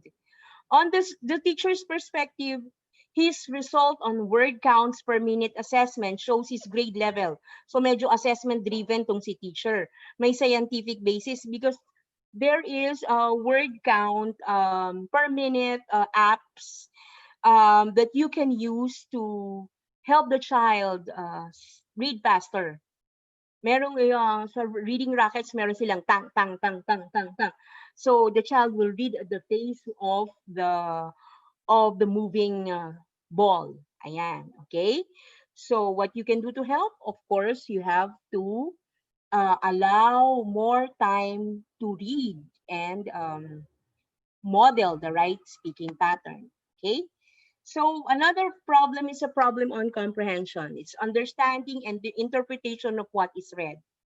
Okay? So ito na yon. Ma'am, sa emergent literacy or sa kindergarten, hindi naman necessary may, hindi, kailangan may comprehension agad. Okay? Although they have to know the meaning of sounds. Okay, that will aid you. Ang mga bata, huwag mong ano yan, alam na yan, ako ay may lobo lumipad sa langit, hindi ko na nakita, pumutok lang pala. Naiintindihan nila yon, sayang ang pera niya sa ibinili ng lobo, sa pagkain sana, nabusog pa siya. Alam niya yan, because the child can already comprehend. Okay? So, he knows what happened to Humpty Dumpty. So, he will never sat on the wall. Okay? Because he knows the meaning of the nursery rhyme. Okay? So on the kid's perspective, I didn't really get what the book was about. I just look at the picture. Okay? Parang, again, yung anak ko, parang nung unong bata-bata pa siya, niloloko niya ako. He's telling the story based from the pictures of the book, but he's not really decoding the book. So as if he's reading it fluently, but he's just interpreting what's in the picture. Okay, so what will I do to help myself as a child? You have to ask. Okay, why does he do that? Okay, as a main character. If I am in the character, will I do the same? How will I picture the setting? Yung mga ganon. So you have to have a metacognition. Bata pa lang may metacognition na. Kasi turuan mo sila ng imagination, so that the child can easily decipher creatively the connection of his imagination in the environment. Okay? So parents' perspective, she can't explain what the character's thought might have been. Ito, hindi niya naintindihan yung story. So what will I do to help? You have to hold conversations with the child to discuss what the child is read. O ano ba yung ginawa ni ano ba yung ginawa ni Peter Pan? Paano siya napunta dun sa world ni Wendy? Anak, ganyan. Okay? So is it okay to use Filipino? Of course. We get the strength from the first language, which is Filipino. I think it's from Krashen's theory of language acquisition. We get the strength from this first language so that the second language, which is English, will be better. Ibig sabihin, dapat magaling ang bata sa Filipino at sa English, bilingual, para magaling ang concept. You know why? My children, I do not teach them how to speak English. I always go for Filipino. But they can speak English. Okay? Because they learn from home, okay, from their father, and from the television. So I don't stop them. So that's how the child acquire. When you say acquisition, you are not learning, but the child acquires. Okay? So on the teacher's perspective, she can pick out the key facts of the information. So what will you do? Of course, you have to use the other macro skills to strengthen, which is note-taking and summarizing skills. Today, I learned about, note-taking skills doesn't necessarily mean that the child will write words. Sometimes the child will write the concept or draw the concept. Ano yung concept niya ng ecosystem? Ganito din drawing niya. So that's how the child understands, and that's his communication pattern to you. So if a kindergarten will say, how's your day? The child will draw a sun, and then his happy face, that means the child is happy. So that's his way of communication. Okay, visual drawing. Okay.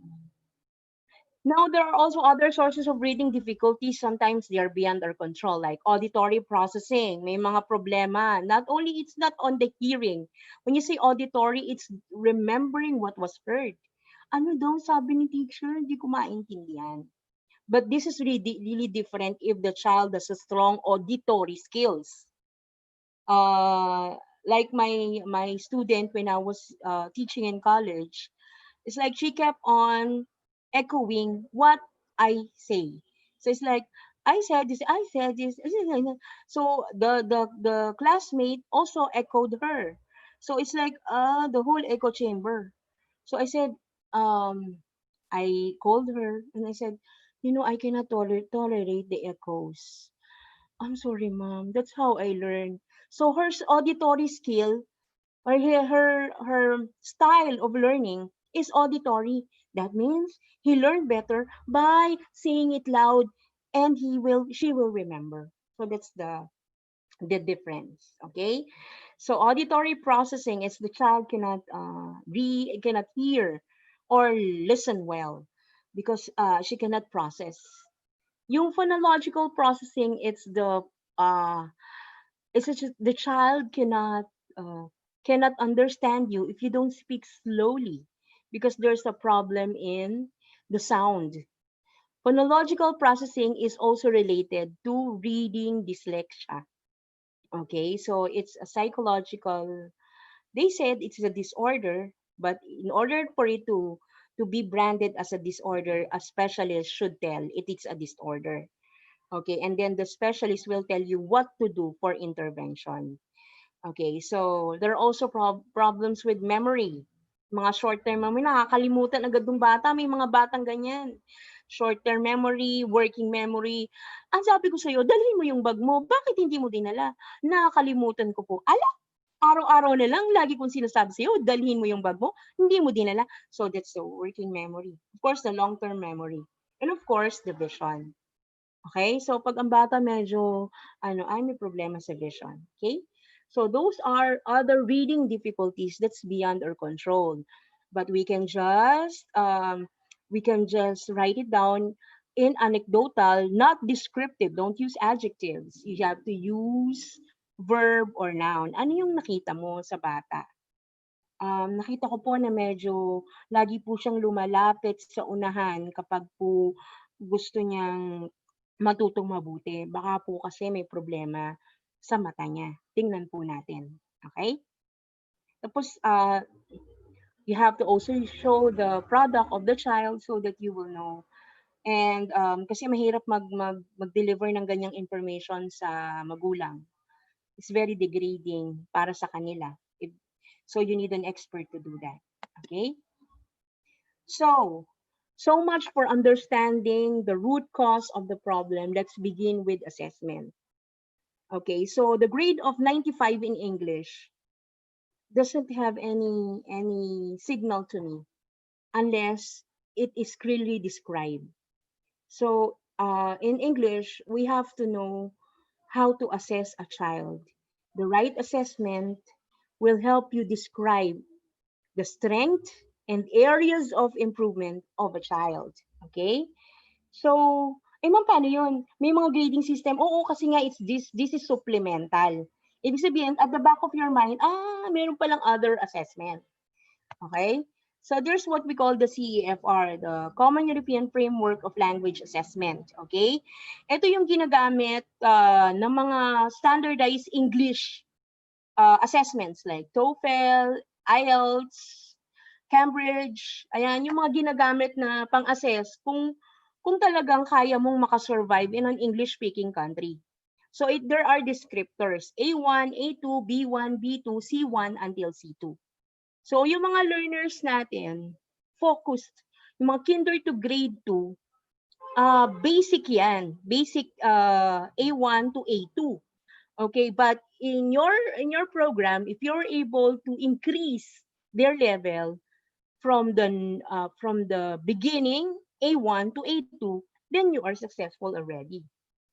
Okay, So I'm giving you later on the link to the CAFR so that it will give you a very comprehensive description on how A1 is for the child who can speak, how B1 is for the child who can listen well, how C1 is for the child who can read well, and how C2 is for the children uh, who can uh, who can write well. Yan. May descriptor.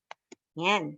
So for the kids 1, 2, and 3, merong beginner 1, beginner 2, A1. Yan.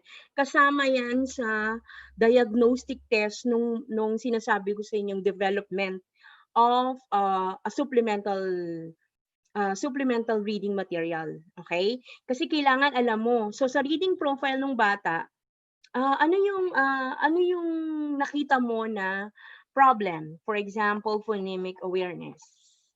Yan, you put in the reading profile. So the reading profile, yung reading profile, before you immerse the child on your reading or your own reading program or intervention, you should have a reading profile so that you should know where the child is and how he or she progresses using your own strategy. Siyempre, kailangan naman sa sarili mo, scientific ka rin, di ba? Hindi pwedeng sabihin na, nakakabasa na siya sa akin eh. Pagdating sa ibang teacher, di pala nakakabasa. So you have to have a uniform way of assessing. Okay? So this is what we call the reading profile. The diagnostic, ours has diagnostic, the progress, and exit. Yes, there's an easy, average, and challenging. Okay, so if you're going to immerse the child on we are now slowly going to the development. Okay, so you should have a reading profile, and then you should have assessments, the diagnostic, the progress, and exit. Okay, ma'am, anong laman nun? Mamaya ituturo ko sa inyo. But we have the levels also, the easy, average, and challenging. In this supplemental program, the child can skip average and go to challenging immediately if the child speaks faster or read faster. Okay, so this is a birth funded reading program, so it's worthy of replication. So I hope that you can have your own version. Yan. So let's move on to the development proper. Paano ba ginawa yun? Okay? So there are 3 outputs, 3 books. We have a book which focuses on phonemic awareness. So as you can see, this is the unit chapter. Okay? This is the unit chapter, and then there's only one learning outcome. And the learning outcome is not a technical term in English, but it's a language function. So in this lesson, you will learn to tell others about a famous vehicle in your own country. Okay, so that's the focus of the conversation. Okay, and then we also reach to the fluency and comprehension, which is on a higher level. Hindi siya pang kinder to grade 2, pero kung sa tingin nyo ang bata ay advanced na, pwede na siyang pumasok dito sa ganitong intervention. Look at this one, the Orphans of Asilo. It's found in Paco. Okay, so here we have a very strong integration of contextualization to improve fluency and comprehension. Kasi mag-uusap sila ng teacher eh. Okay, do you know that? You've seen that in Paco? Yes, ma'am, that's Asilo. Actually, one of my neighbors who's also studying in Lukban is also from Asilo. You know, Asilo is a place like Lalala. So the child can speak what he knows about a certain landmark. Okay? Pero pag nilagyan mo yan ng Tubata Harif, ay hindi na makaka-relate ang bata. So it's something that the child already knows and he or she is familiar. Okay? So meron nga kaming topic dito na landers. Tapos sabi sa amin nung editor, no, landers is not for the children who are in the public. Most of them do not have the chance to enter landers. Okay? You know why? Because landers are for those who are exclusive. So you have to go for something that's more familiar with the child, say in the market or at SM, yun. Sige, palitan mo yan. Yan. So, we really made it sure that it's for the child's stage. Okay, and then this one is for critical thinking and comprehension. This time the words are more challenging, more three syllables. Ayan. So, and more on critical thinking, which means that you challenge the child and know what's in his mind. Okay. So since our focus is on the teachers who are on the kinder to grade through 2 level, these are the table of contents for the first one, which is the phonemic awareness. It's composed of 13 units. Okay, so according to a research, you connect all these sounds together uh, um, mm, because they belong to the same sound pattern. For example, tsk, madali silang pagsama-samahin. So hahanap ka ng words which has the sound of tsk. And then, of course, my delicious snack is yan. So those are the sounds. And of course, the let's sing with alphabet, it begins with, of course, the familiarization of alphabets. And then I am proud of my jeepney. Of course, you focus on the sounds of yeah.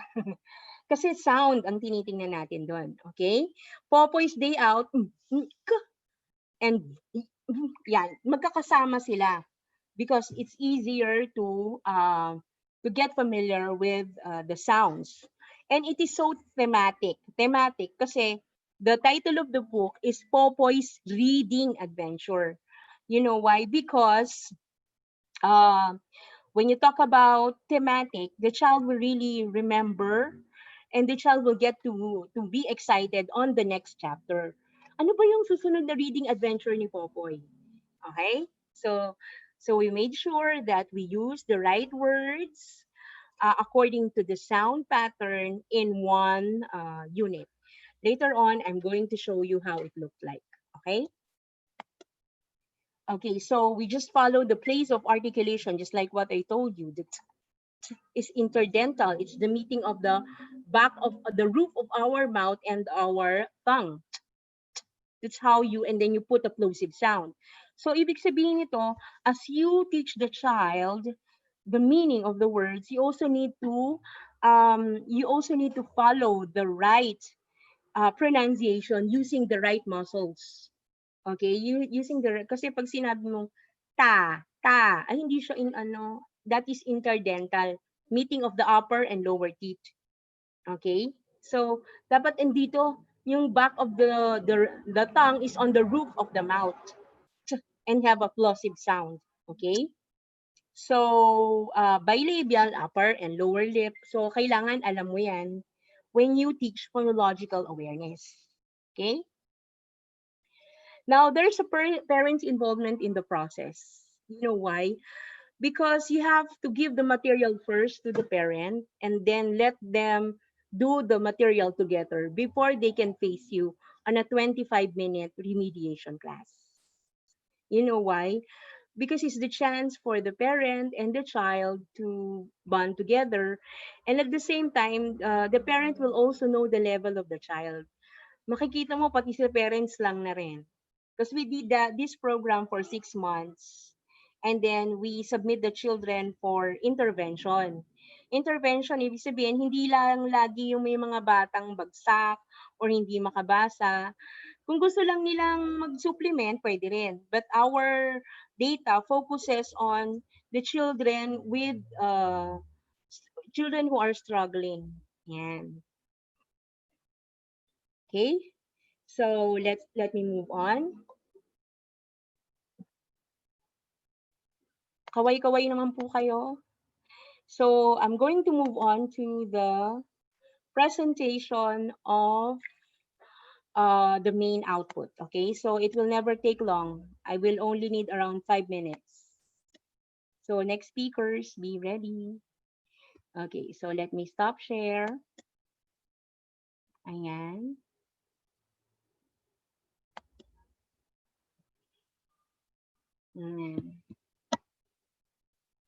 So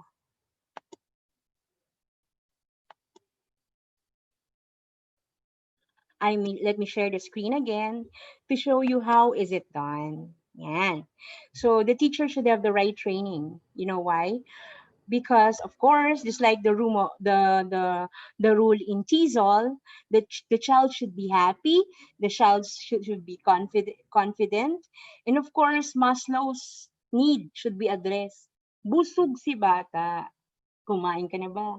Bago mo siya ilagay dito sa program na to. Okay. So let me move on.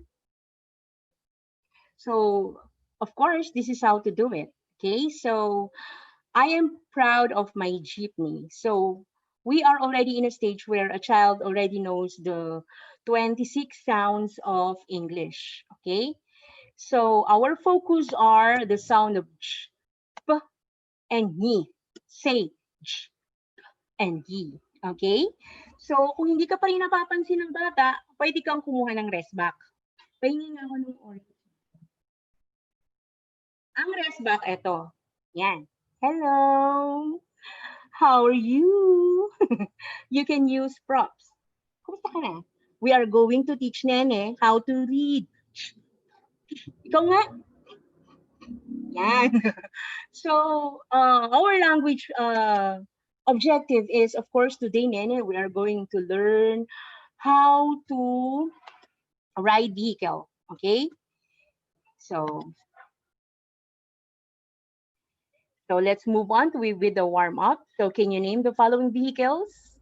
Mom, car, airplane, etc. So warm up is the familiarity of the drawing, which is the visual to the sound. Okay. So these are the focus words. This means that these are the vocabulary that we have to focus on. So let's say jeep, pay, pesos, yes, jump, joy. Okay, repeat after me. Okay, now let's move on to the words we're going to focus. So you have to remember. So when the child answers, pay, pesos, yes, jump, joy, these are the words that we will encounter when we do the conversation.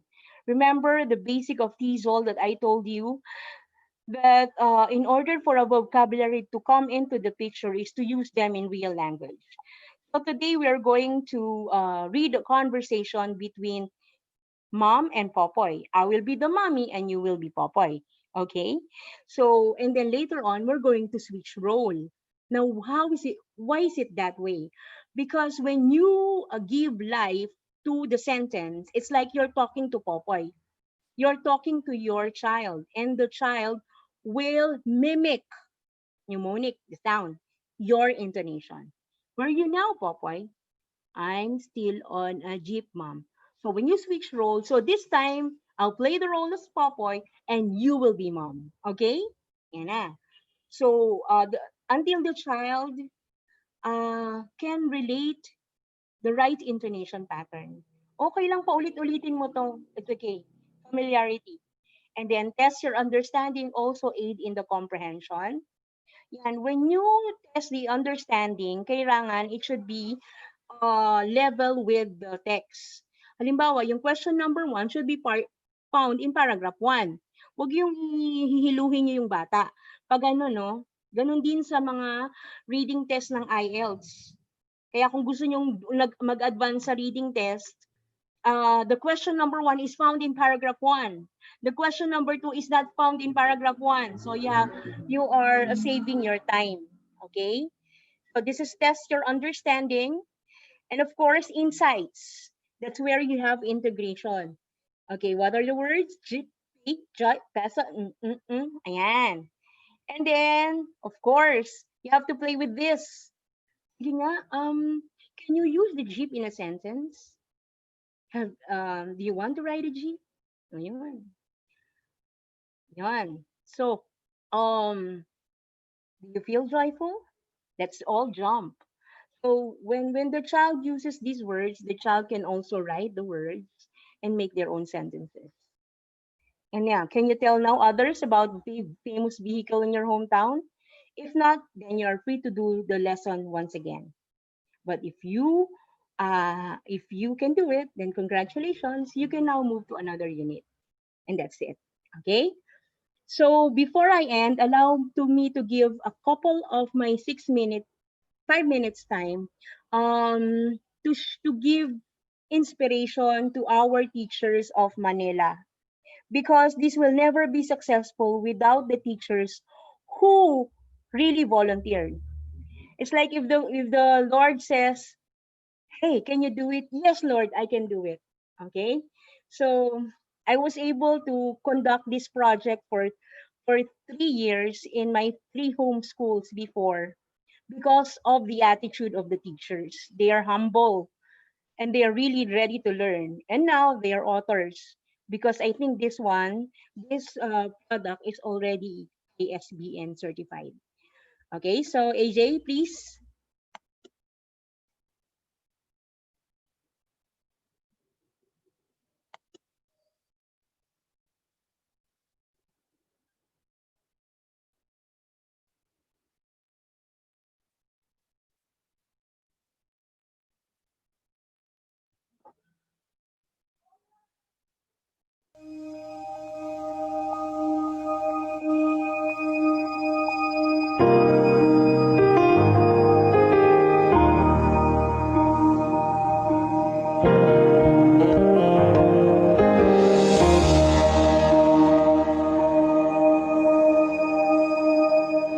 You've been searching for someone who will stand in the gap, and you've been searching for someone who will give you their all. Here I am, Lord. Here's my life, Lord. You don't have to search no further, 'cause I'll be the one, yes, I'll be the one, oh, I'll be the one. You don't have to search no further, 'cause I'll be the one, yes, I'll be the one, oh, I'll be the one.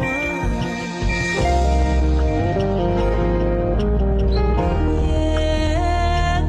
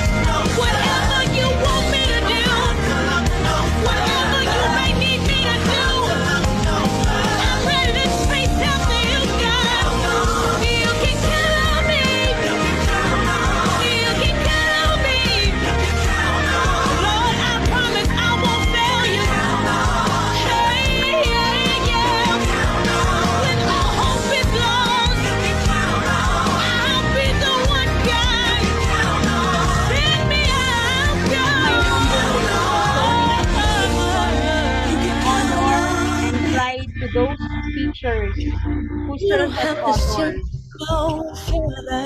So can 'Cause you I'll be the one, yes, I'll be the one. Oh, I'll be the one. You don't have to search no further. I'll be the one. Oh, I'll be the one. Oh, I'll be the one. You can find me in your temple. God, I'm always okay, AJ? available. Okay, AJ. I'll be the one. You can find me, Lord, in your temple. Okay, so that's my way of giving honor and pride to those who say, Mom, I'll be the one to do that. Because if they say that they are willing to be used for the betterment of the children, and then there's where the change comes in. So no matter what the form the enemy throws at us, be it next this thing or that, next problem or that, if we have wonderful teachers in Manila, we can surpass the challenges. Good morning. Wow, congratulations. Thank you, Ma'am Edim. Ang galing-galing naman. Thank you for sharing your expertise on the topic. Really, you are an expert on this.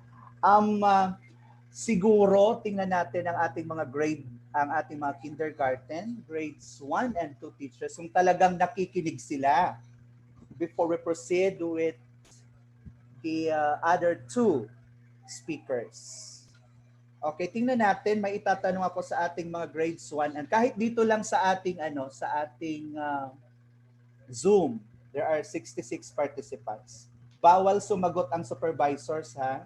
Yun lang ating kinder kung meron dito sa Zoom and grades 1 and 2 teachers. Okay. Ako ang magbibigay ng load. Ha, magbibigay ako ng 100 pesos load. Kung globe o smart o kung anumang i-record mo, Sir AJ or Ma'am I, kung sino ang makakasagot dito sa loob ng Zoom para bigyan natin ng load, kunin mo ang number ng ating mga mananalo. Isa lang ha, isa lang, 100 worth of load, globe or smart or ano pa mang ano yan.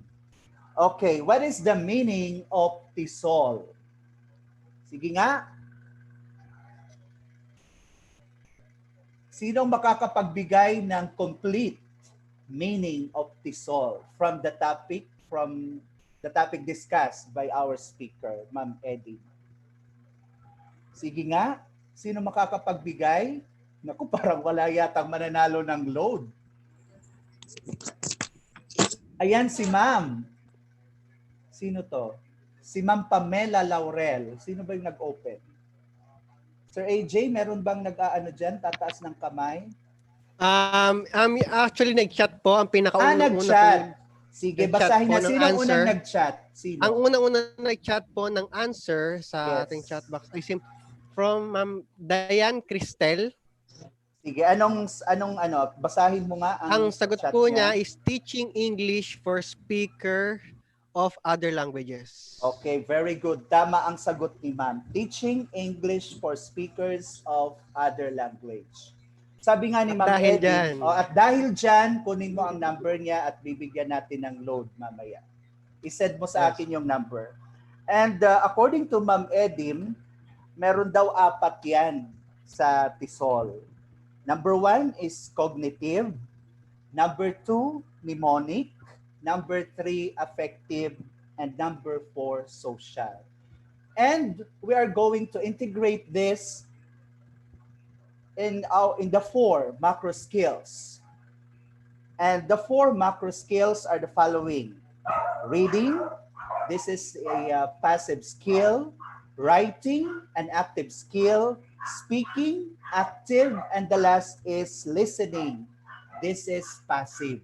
So yun yung learnings na tumatak sa akin during the discussion of our first speaker, Ma'am Florence Edin. Talagang makakatulong itong diniscuss niya sa atin, especially to our kindergarten, our grades 1 and 2 teachers. Sana nga ma-reproduce natin ito, ma-replicate natin itong kanyang reading intervention na ginawa para makatulong sa ating mga grades 1 and 2 teachers and of course our kinder teachers. So with that, thank you so much Ma'am Edim. Ang galing-galing ng ating first speakers. At syempre, yung ating mga susunod pa. Okay? Thank you so much, Sir AJ. Pakikuha yung number ni Ma'am and then isend mo sa aking messenger. Okay. Our next speaker is also a public schools district supervisor, and she will discuss about early grade literacy in Filipino.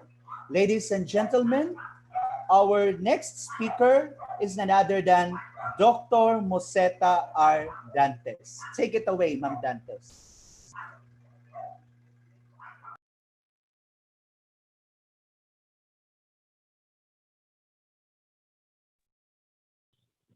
Sir Ado, I think hindi po nakapasok si Ma'am Moseta po. Si Ma'am Dante. Sir AJ, di ba nandiyan na si Ma'am Dantes? Sabi mo nakapasok. Yes po, nasa participants po siya. So, ano na, ready na siya? Yes po, dito po siya. Ma'am, ask ko po kayo to unmute. Ma'am Dantes. Okay. Sige, tingnan natin dito sa talk ni Ma'am Dantes. Teachers, mag-ano lang kayo ng mga, mamaya magtatanong din tayo at bibigyan din natin ng load siguro. Hello, good morning. Ayan, good morning, Ma'am. Morning, Ma'am. Okay. Pasensya na, kanina pa akong 8 o'clock, hindi ako makapasok. Medyo natanggal yata ako ng pinaka-main host. Kaya medyo na-stress ako ng konti. Pero alam ko namang naandyan ang Panginoon at ako'y sasamahan sa kanyang gawain na ibinigay niya sa akin ngayong araw na to. So, magandang umaga po sa ating chief, Tinang Aida Rondilla, sa ating pong ASDS, Ma'am Ailes, ganoon din po sa ating Superintendent, Ma'am Lim. Sa umagang ito, binabati ko po din mga teacher na naririto at ganoon din po sa aking mga kasamahang supervisor. Pasensya na po kasi maliit lang po itong gamit ko, hindi po ako sanay dito sa ganitong device, sanay ako sa laptop eh. Thank you rin kay AJ at sinamahan niya ako. Anyway, ang aking pong topic ngayong umaga ay tungkol po sa paglinang o pagtuturo sa tatas tungo sa malayang pagbasa. Next. Next po.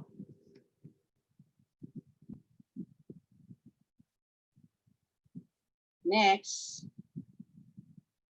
Okay, so ang ang pangkalahatang layunin natin ay nailalapat ang kaalamang natutuhan mula sa sesyon sa pagtuturo ng tatas sa mga mag-aaral gamit ang iba't ibang estratehiya. At ang ating pong tiyak na layunin, meron po tayong 3 na tatalakay ang iba't ibang konsepto kaugnay ng pagtuturo ng tatas sa pagbasa, na ilalarawan ng iba't ibang sangkap ng tatas sa pagbasa, at napahahalagahan ang kasanayan sa tatas sa malayong pagbasa. Next. Okay. So bago natin pagnilayan to, ayon dun sa aking isang nabasang konteksto, ang pagbasa ay isang uri ng kasanayan at ito'y hindi nagagawa ng tao hanggat hindi niya ginagamit ang kanyang utak. At ito ay isang kognitibong gawain na ginagawa ng utak upang i-decode ang mga salita. So kahit hindi natin alam ang kahulugan ng mga salita, ay kaya natin i-decode ito dahil taglay natin ang decoding skills. So ibig sabihin, kahit wala pa tayong recognition skills, meron na rin tayong decoding skills. So nabibigyan kahulugan natin ang mga salita dahil meron na tayong decoding skills. Dahil ginagamit natin ang ating isip para ma-decode ang mga salita. Okay, next. So pag nilayan natin, ano po ba yung sinasabi nating tatas? Pakiback po, sir. Ano ang tatas? Bakit mahalagang malinang ang kasanayang ito? Alam ko, iba ang iniisip nyo tungkol sa salitang ito. Okay, next. So mamaya natin bibigyang kahulugan. Ano-ano ang mga implikasyon ng kakulangan at kagalingan sa tatas sa pagbasa sa klase?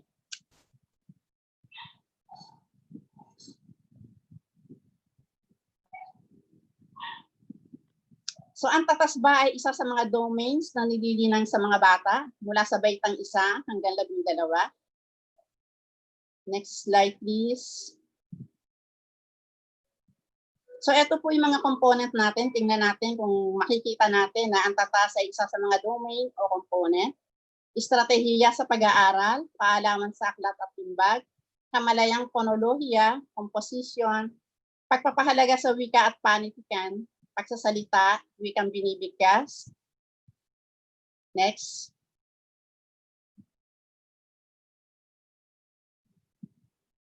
Next slide.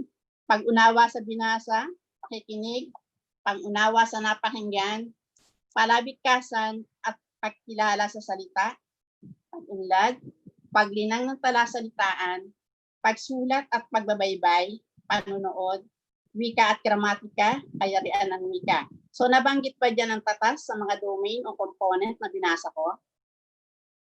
Okay, next slide. So mapapansin natin wala ang salitang tatas sa mga domain o component na aking binasa. Next slide please. So tingnan po natin ang ating curriculum guide. Napansin niyo po ba na ang tatas ay nasa loob ng curriculum guide? Ang tatas po ay nakaangkla sa 4 na makong kasanayan. At ang 4 na makong kasanayan na to ay ang pakikinig, pagsasalita, pagbasa, at pagsulat. So ibig sabihin, nakaangkla ang tatas sa 4 na makong kasanayan. So dapat dito ang bata, paki-slide po rin. Slide please. So dito tinuturuan ang bata na maging matatas sa pakikinig, matatas sa pagsasalita, matatas sa pagsulat.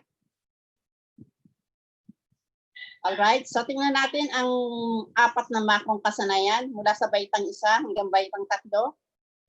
Makikita pa rin natin ang 4 na makong kasanayan. Next. Next slide. Sa baitang 4 at baitang 5 hanggang 6, makikita pa rin natin dito sa left side ang 4 na makong kasanayan, ang pakikinig, pagsasalita, pagbasa at pagsulat. Okay po? Pero mapapansin natin na ang pagsulat o ang pagiging matatas sa pagsulat ay kaiba sa baitang sa kinder 1 hanggang kinder 3. Okay, so next slide. So pinakita ko lang po sa curriculum guide kung makikita natin ang salitang tatas sa loob ng curriculum guide. Kung hindi ang binibigyan din dito ay ang 4 na makong kasanayan. So hindi ko po ituturo ang pakikinig, pagsasalita, pagbasa at pagsulat.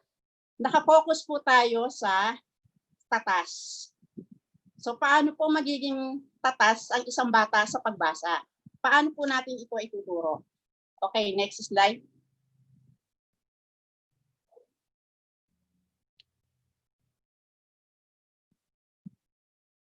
Ang tatas po ay tumutukoy lamang sa bilis ng pagbasa, kakayahang makapagbasa ng teksto ng mabilis, wasto, at may angkop na ekspresyon. So kanina, nag-iisip kayo kung ano ibig sabihin ng tatas. Minsan ang naiisip natin, ang tatas ay tumutukoy sa pagiging fluent sa pagsasalita ng ating wika. Minsan naririnig natin, fluent tayo sa English. Very fluent in English. Very fluent in Filipino. Pero hindi po yun. Yun po ay nasa ibang aspeto. Tayo po ay nasa aspeto po ng pagbabasa. Tatas sa pagbasa. So, back po tayo, Sir AJ. Paki-back. So balikan po natin to, kakayahang makapagbasa ng teksto ng mabilis, wasto at may angkop na ekspresyon.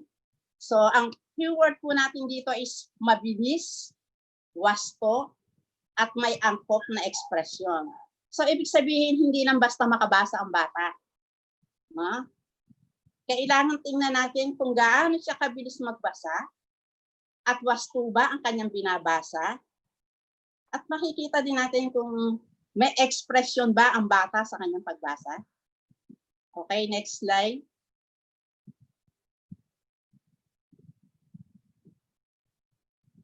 Kakayahang magamit ng wasto ang wika sa pagsasalita, makabasa ng mga babasahin na angkop sa kanyang edad at baitang nang may automaticity o automatic na nakapagbabasa ang bata.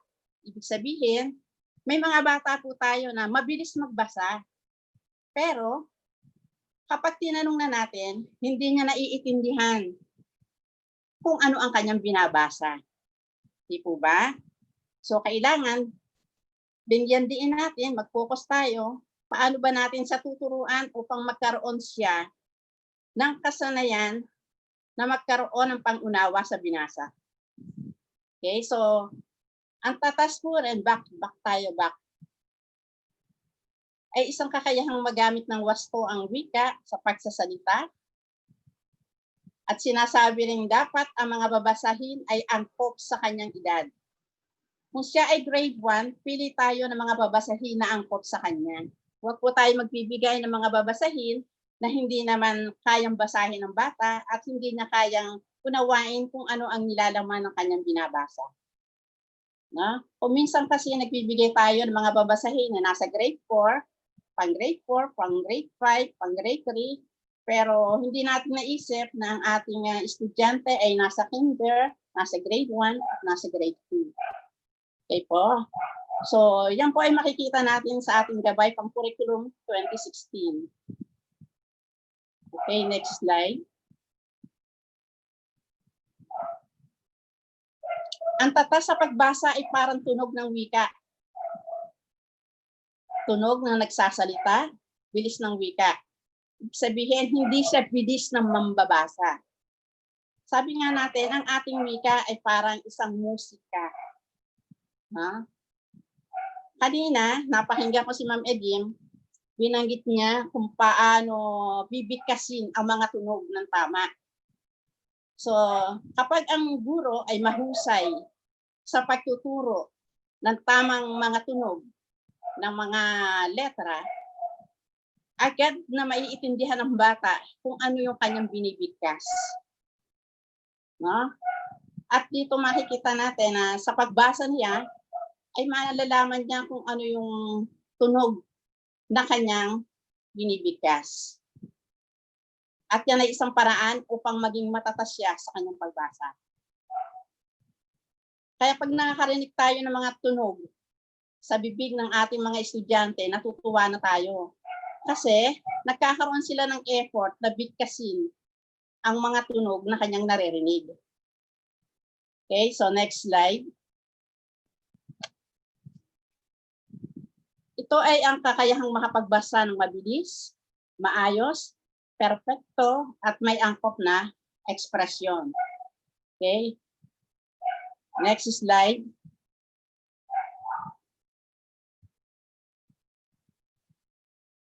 Next slide. So, naipapamalas din sa wasto, mabilis ang may ekspresyong pasalitang pagbasa na mapapansin natin na habang isinasagawa ang kanyang tahimik na pagbasa, ay nagkakaroon na siya ng komprehensyon. No? So, ibig sabihin, sa pamamagitan ng pagbasa niya na may mga ekspresyon, makikita natin doon na natututo na ngayon ang bata kung kailan siya dapat nakangiti, kailan galit, no? Kailan dapat na magkaroon ng kalungkutan. So, nauunawaan niya kung ano yung binabasa niya. Nararamdaman niya kung ano yung kanyang binabasa. Kasi ginamit niya nga yung ekspresyon habang siya ay nagbabasa. Okay, next slide. So, meron po tayong tatlong sangkap ng tatas. At ito po ay ang bilis, kawastuhan, at ekspresyon. So, tingnan po natin. Next slide. Ito po yung mga component ng tatas na dapat natin tandaan sa pagtuturo ng tatas ng pagbasa. Alright, next.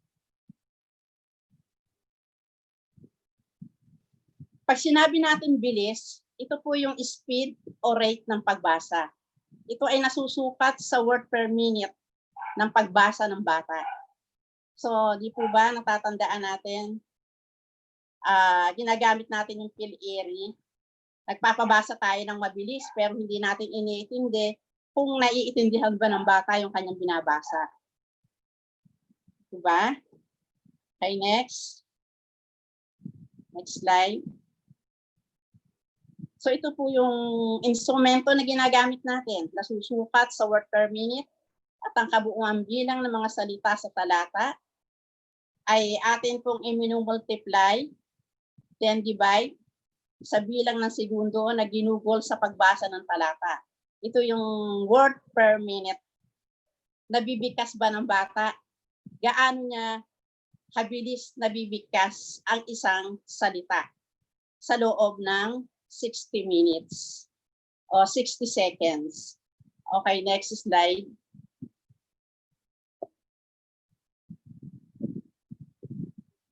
Kawastuhan o accuracy. Ito naman ay ang pagsukat ng mga salitang nababasa ng wasto sa loob ng 1 minuto. Ibig sabihin, nasusukat ang kabuuan bilang ng mga salita na nabasa ng wasto sa talata. So, i-multiply pa rin natin and divide sa bilang ng segundo na ginugol sa pagbasa ng talata. So, ito po, sinusukat natin yung word correct per minute. Kung ilang salita na binigkas niya ng tama sa bawat minuto ang mga salita. Kanina, hindi natin pinansin ang tama ng kanyang pagbasa. Kung hindi, sinukat natin kung gaano kabilis siyang magbasa. Pero this time naman, yung accuracy o kawastuhan. Yung tamang correct word na binigkas niya per minute. Okay, next. Next slide. So, ang pangatlo po ay expression. Next slide. Kakayahang baguhin ang boses upang ipakita ang nararamdaman habang nagbabasa. So, napapansin nyo ba ang mga bata na pag sila nagbabasa ay nagbabago ang kanilang boses? Pag nagbago ang kanilang boses, ibig sabihin, nararamdaman nila ang kanilang binabasa. Okay po? So, doon po nakikita na ang isang bata ay matatas sa kanyang pagbasa. Okay, next. Next slide. At naipamamalas din sa pamamagitan ng wastong pagbigkas o phrasing, tono at pitch, kung saan ang malakas na pagbabasa ay nagiging ordinaryong pag-uusap. So pag nakita natin o narinig natin ang bata ay nagbabasa, yun nga, ibinanggit natin kanina, nagbabago ang boses, wasto ang pagbigkas, nagkakaroon ng tono, may taas-baba ng tono, and then malakas ang kanyang pagbasa. So dito mapapansin natin na parang ordinary na siya nakikipag-usap kay teacher habang siya ay tinuturuan sa pagbasa. Okay po, next.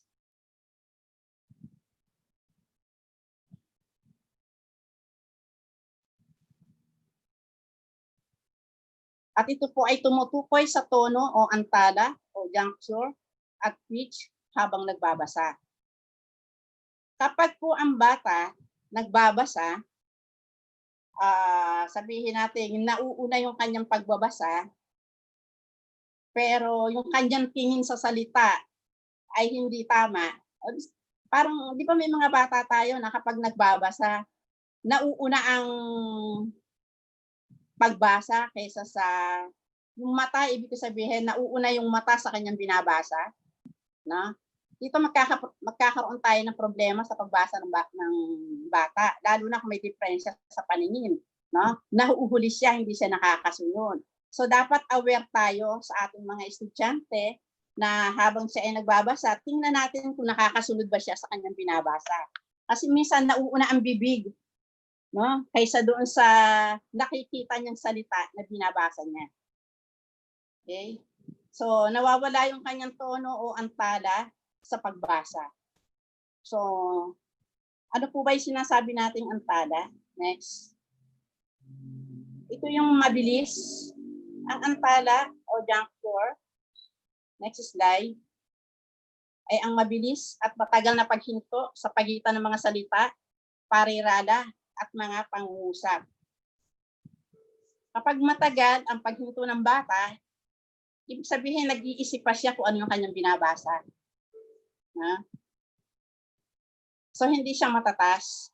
Pero kung makikita natin na mabilis ang kanyang pagbasa, at pati yung mata niya ay mabilis din sa pagsunod sa mga salita, ibig sabihin, naiintindihan niya yung kanyang binabasa. Pero pag matagal ang kanyang paghinto, nag-iisip pa siya kung paano niya ito babasahin ng tama. So, hayaan po natin ang bata. Kasi nagbibigay naman siya ng effort para basahin niya yung kanyang binabasa. Okay po? Next. So, ito yung ating tatlong instrumento na ginagamit. Juncture, sa pagsukat pa rin ito ng antala. Juncture, intonasyon, at ritmo. Tingnan natin kung may intonasyon ba yung kanyang pagbasa, may ritmo ba. Kaya dito, mga teachers, dapat pag tayo nagturo, kailangan correct yung ituturo natin. Kasi minsan nagkakamali tayo ng pagtuturo sa bata. Halimbawa, may mga salita tayo na mesa, pero instead na mesa o table, ang gusto nating iparating sa kanya, nagiging iba ang dating sa bata. Kasi meron po tayong salitang misa dito sa NCR, misa. Pag sinabi natin misa, is mass. So, kailangan po, yung teacher na nagtuturo ay careful sa kanyang pagbigkas ng mga salita. Kasi pag itinuro natin niya sa kinder, sa grade 1, sa grade 3, kung ano yung narinig niya sa teacher, hanggang siya ay pumunta sa ika-4, ika-5, ika-6 na bentang, yun pa rin ang magiging bigkas niya. No? Pero kung tayo naman ay sabihin na natin, sabagay, pinag-uusapan dito is mother tongue. Okay? Pero dito sa NCR, ang tamang bigkas po natin ay ng mesa is mesa. Hindi naman misa. Ang tamang bigkas ng pera is pera, hindi po pira. No? So, kailangan aware po tayo, mga kasama kong guro, sa tamang pagbigkas para hindi po malito ang ating mga bata. Okay, next. Next slide. At ito po yung ating tatlong instrumento sa pagsukat ng tatas. Makikita pa rin natin yung tatlong component, bilis, kawastuhan, at expression. So, makikita natin dito yung bilis, word per minute, ang kawastuhan, word correct per minute, and then ang expression, gagamit tayo na rubrics. Ang rubrics natin dito, makikita niyo dito sa description. Ito yung ritmo, aliw-iw, indayog ng pagsasalita o yung hagod ng kanyang mga salita kung paano niya binibigkas. Intonasyon, pagtaas at pagbaba ng tono o pagbigkas ng mga salita. So, kailangan aware din tayo sa paggamit ng mga bantas. Sa kawastuhan naman, ito yung bilang ng mga salitang wasto ang pagkakabasa sa bawat minuto. Ibabawas ang mga major miscues, yung maling basa mula sa kabuuang score. Then, makikita naman natin dito sa word per minute, bilang ng mga salitang nababasa sa bawat minuto. So, pag gagamitin natin ang ganitong instrumento, magkakaroon tayo ngayon ng awareness kung gaano nakahusay ang bata, kung siya ba ay matatas sa kanyang pagbasa. Okay, next. Next slide.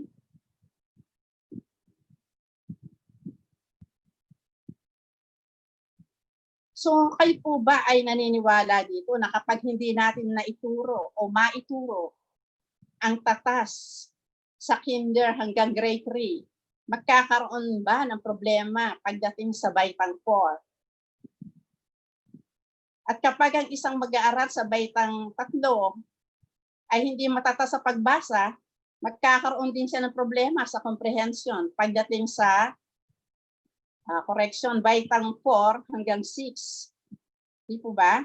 Kapag hindi siya matatas sa pagbasa, hindi mabilis, no?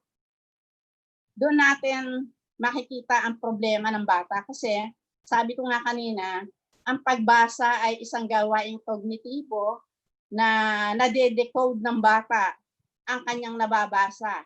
Ibig sabihin, hanggang doon lang siya, nakatuon lang siya sa decoding, pero wala siyang comprehension. So paano natin gagawin to para magkaroon ng comprehension ang bata pagdating sa pagbasa? Ay po, so hindi lamang pagbabasa, kailangan ay magkaroon din ng pag-unawa sa binasa ang ating mga mag-aaral sa K-3. Okay, next.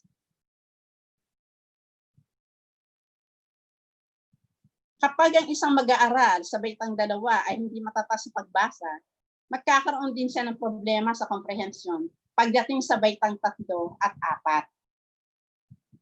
4. Yan na po yan, ha? So makikita nyo dyan, minsan hindi tayo pinapansin ng ating mga mag-aaral kapag tayo nagtuturo ng pagbasa kasi nga hindi nagkaroon ng input sa bata kung paano siya magkakaroon ng fluency sa reading o pagiging matatas sa pagbasa. No? Kaya ang nagiging dahilan nito, nagkakaroon tayo ngayon ng comprehension kasi sa sa kinder 1 to grade 3, narrative tayo eh. Ito yung karanasan ng bata. No? Yung nakikita nila, nararanasan nila, yun ang mga lesson natin sa kanila eh. Pagdating sa grade 4 hanggang grade 6, usually ang lesson natin sa mga estudyante ay informative. Ito yung nagtatanong na tayo ng tungkol sa sanhi at bunga, no? Yung problema at solusyon, minsan pagkilala sa mga tauhan, yan yung informative na tinuturo natin sa grade 4 hanggang grade 6. Sa kinder 1 hanggang grade 3, nakatuon tayo sa kung paano ang bata ay magkaroon ng pagpapakahulugan sa kanyang nararanasan, sa kanyang paligid. Di po ba? Minsan, ipakita mo lang yung aso, yung word na picture ng isang aso na may hawak, may buto sa kanyang bibig. Ipakita mo sa bata, bibigyan niya yan ng kahulugan. Kasi nga, nararanasan niya, siguro may alaga siyang aso sa bahay. Kaya nabibigyan niya ng kahulugan, nade-decode niya, kahit hindi pa siya nakakabasa. Okay? Pero habang tumatagal, pag paulit-ulit ang pagbabasa, doon makikita o malalaman ng bata na siya pala ay natututo ng magbasa. Nagiging matatas na siya sa kanyang pagbasa. Okay, next slide. Next. So, dito po sa K-3, ang binibigyan diin natin dito ay ang learning to read. Samantalang sa baitang 4 hanggang 6 naman, ay focus tayo sa reading to learn. O, katulad ng binanggit ko kanina, kailangan ng bata maging matatas sa pagbasa. No? So habang tumatagal, paulit-ulit natin itinuturo yung binabasa natin sa kanila, doon nahahasa na sila at maiintindihan na nila kung ano yung kanilang binabasa. Kaya sa grade 4, magkakaroon na sila ngayon ng comprehension. No? So kailangan tutukan natin ang comprehension ng bata. Okay? So next. So ano po yung mga mukahing estratehiya sa pagtuturo ng tatas?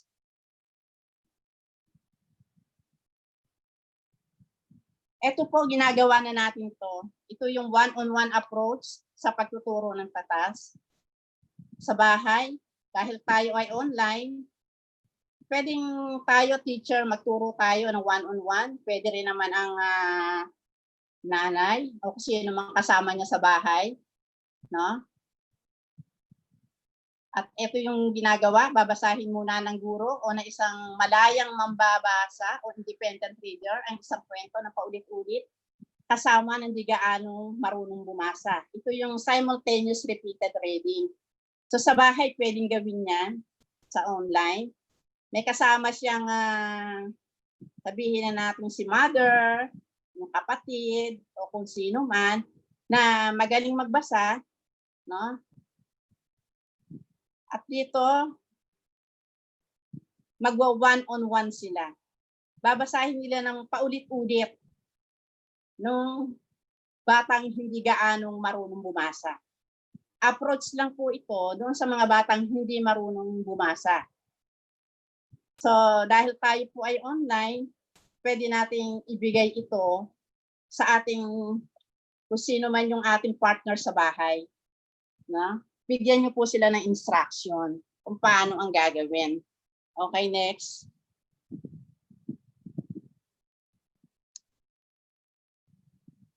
So, ang kalakasan po nito na imomodelo ng paulit-ulit ang wastong pagbasa. Nagkakaroon ng mas matibay ang scaffolding na natatanggap ng mga mag-aaral kaysa mag-isa nilang babasahin. Ako may pamangkin ako, grade 2 na siya pagpasok. Minsan tatawagan niya ako, ipaparinig niya yung binabasa niya, pinababayaan ko lang. So after niya magbasa, ako naman ang magbabasa. Tapos tatawa lang siya, sasabihin niya sa akin, ano po ang mali ko? So doon, iko-correct ko siya ng pagbasa, paulit-ulit akong nagbabasa. Hanggang sa matutunan niya kung ano yung binabasa ko. Okay po? So, hayaan natin ang bata ay magkaroon ng pusa sa pagbabasa. No? Pero may kasama siya sa loob ng bahay. Kasi nagkakaroon ng, anong tawag natin doon sa, kapag may kasama siya na nagtuturo, tumataas yung interest niya. Di ba? Parang nagiging siya, yung ginaganahan siya magbasa. Parang nagmamagaling siya na tama yung kanyang binabasa. No? Pero hindi niya alam, mali pala yung binabasa niya. So, iko-correct natin yon. Okay po? So, imomodelo natin ng paulit-ulit ang wastong pagbasa. Okay, next.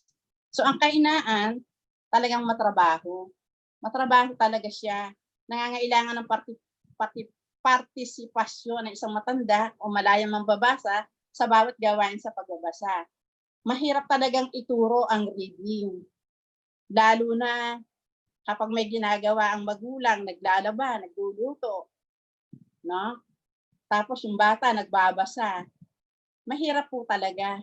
Pero this time, kailangan natin gawin yon, no? Lalo na sa mga teacher na kailangan abutin natin ang ating mga estudyante para maturuan natin sila sa tamang pagbasa. Okay, next.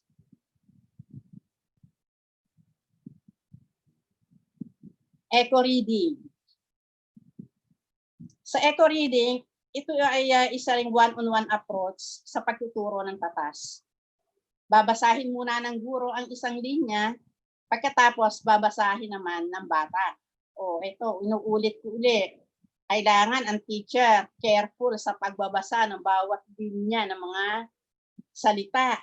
Kasi kung ano yung binabasa mo, ginagaya ng bata. No? Uulitin ng bata kung ano yung binabasa mo. Kaya careful tayo sa pagtuturo ng one-on-one approach sa pagtuturo ng tatas sa pagbasa. So ano po yung mga kalakasan nito? Next. Nagkakaroon ng sapat na modelo ang bata, nababawasan ng kamalian sa pagbabasa. Ngayon po, kapag po tayo ay matatas, magaling tayo magbasa, wasto, may ekspresyon, nagkakaroon ng modelo ang bata, ginagaya tayo. Kung ano yung ginagawa natin, gagayahin. Di ba? At nababawasan din ang kamalian ng bata sa pagbabasa. Okay po? Kahinaan. Ano ang kahinaan nito? Next slide. Malaking oras ang igugugol ng guro sa pagbabasa.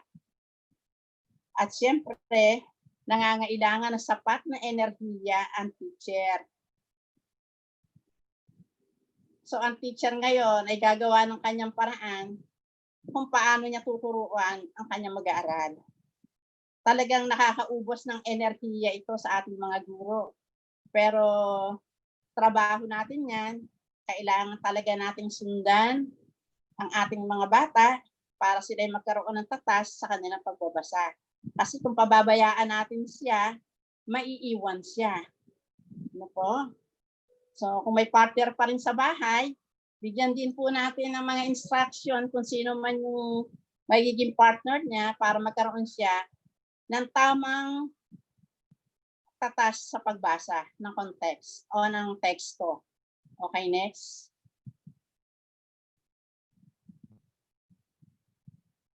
Ito naman po yung partner reading. Ang mas magaling bumasa ay ipapares sa di gaanong marunong bumasa. Ito na po yung partnership o kaya yung peer. Dapat may kasama siyang magaling na bumasa, ipapartner sa hindi marunong bumasa. Babasahin muna ng mas magaling bumasa ang talata, pagkatapos gagayahin ito na hindi gaano marunong bumasa. So yun pa rin, panggagaya pa rin ang gagawin ng bata para masundan niya kung ano yung kanyang binabasa. Okay? So ang kalakasan nito, nakakadagdag ng kumpiyansa sa mga bata. Nagiging confident ang bata sa pagbasa. Okay? At magiging mas kampante ang batang hindi marunong bumasa sapagkat may nagtuturo na sa kanya. Ang kahinaan nito, siyempre, kailangan din natin subaybayan ang ating mga bata habang nagbabasa. Okay? Huwag natin bibitawan. So meron pa rin isa dito, Reader's Theater. Ito po yung tumutukoy sa pinaghandaang pagbasa gamit ang script na binabasa ng may damdamin at ekspresyon sa harap ng manonood. Okay? So, binabasa lamang ito ng isang aktor o actress ang nakahandang script. Kung siya yung pinakapangunahing mambabasa, doon ibibigay natin kung ano yung tamang pagbasa. Okay? So, naandun pa rin, ipakikita pa rin yung pagbasa ng may damdamin at ekspresyon sa harap ng manonood. Siguro, pwede rin naman natin gawin yan kahit tayo naka-online, no? Okay, next. So, paano natin gagawin to? Pumili ng script at gumawa ng kopya para sa bawat mag-aaral. Tapos, pag magkikita kayo sa Lunes o kung anong araw, sabihin ng pamamaraan, bigyan diin ang kahalagahan ng pagsasanay sa mga bahagi. Sa susunod na araw, hanggang Huwebes, sabihin natin, ang gagawin ng guro, bigyan ng pagkakataon ang mga mag-aaral na magsanay. Kasi hindi naman agad-agad ito mababasa ng bata. May practice sila sa bahay. So habang sila ay nagsasanay, doon natin makikita na magkakaroon na sila ngayon ng tatas sa pagbasa. Kaya pagdating ng huling araw ng linggo o yung Biyernes, itatanghal ng mga mag-aaral ang piyesang ibinigay ng guro. So, isa pa rin ito sa paraan. So, ano po ba yung kalakasan nito? Hindi kailangan isaulo ang lahat ng mga linya. Di po ba? Ako po ay may mga bidyong inihanda, kaya lang 30 minutes lang ako. Medyo binawasan ko yung aking mga slides. No? Kaya eto na lang, alam ng mga teacher ko kung ano yung sinasabi ko. At ginagawa naman ito kapag tayo ay may mga iba't ibang paligsahan sa Filipino. So dito hindi rin kailangan ang props at costumes. So, piyesa lang ay ibibigay sa bata para practicing sa bahay. Okay, next. Next slide.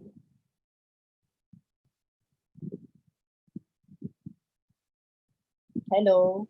Go ahead, ma'am. Go ahead. It's the next slide po. Okay. Next slide.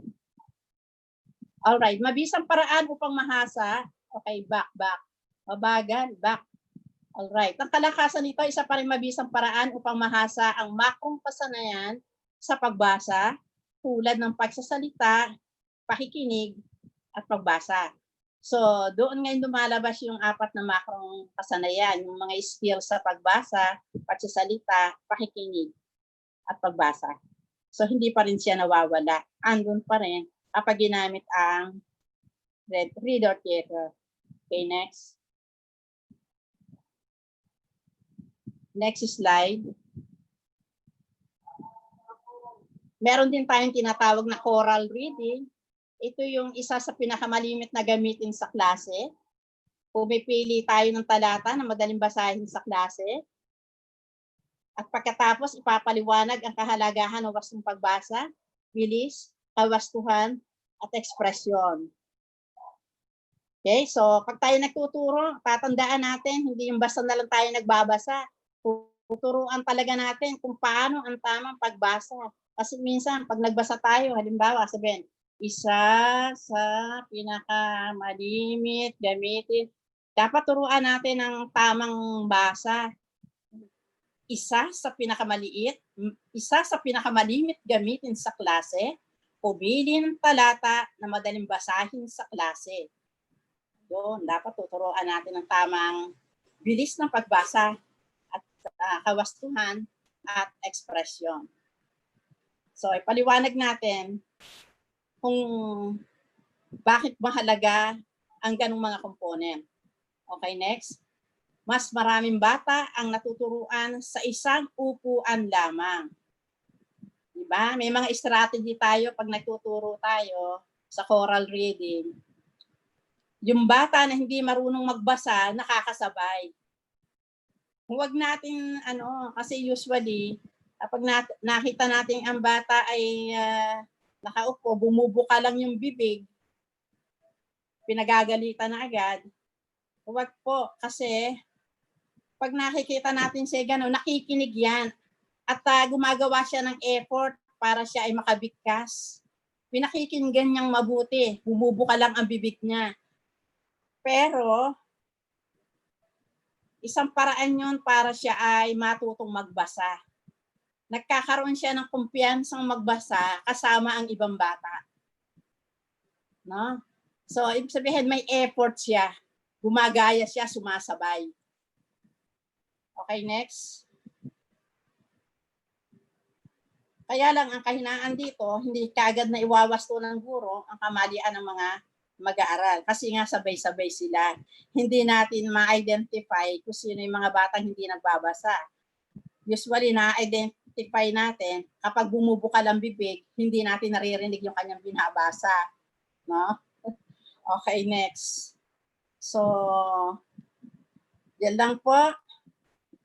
At salamat po sa inyong pakikinig. Thank you.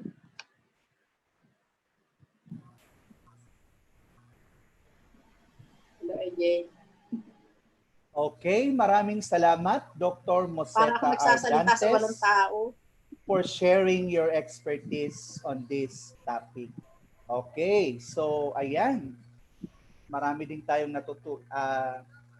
maganda rin yung sharing na ibinigay ni Ma'am Dantes sa atin ngayong umaga. So, another 100 pesos load sa makakasagot ng aking tanong for the session of Dr. Dantes. Okay, pag-iisahin ko na ang tanong kasi pag pinaghiwalay pa natin ay lalong lalaki ang ating ipamimigay na load. So this is another load worth 100 pesos. Ibigay ang tamang kahulugan ng tatas?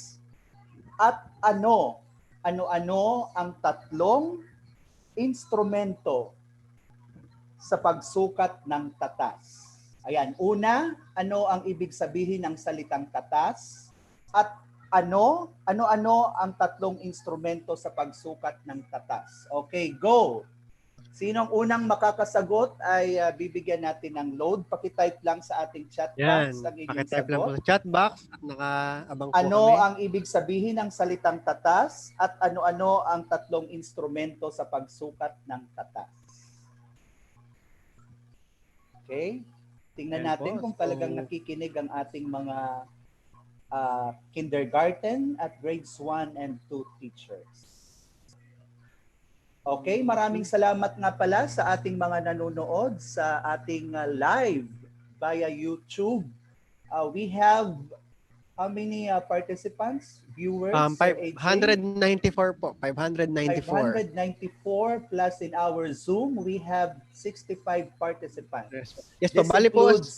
This includes our supervisors and of course our kindergarten and grades 1 and 2 teachers.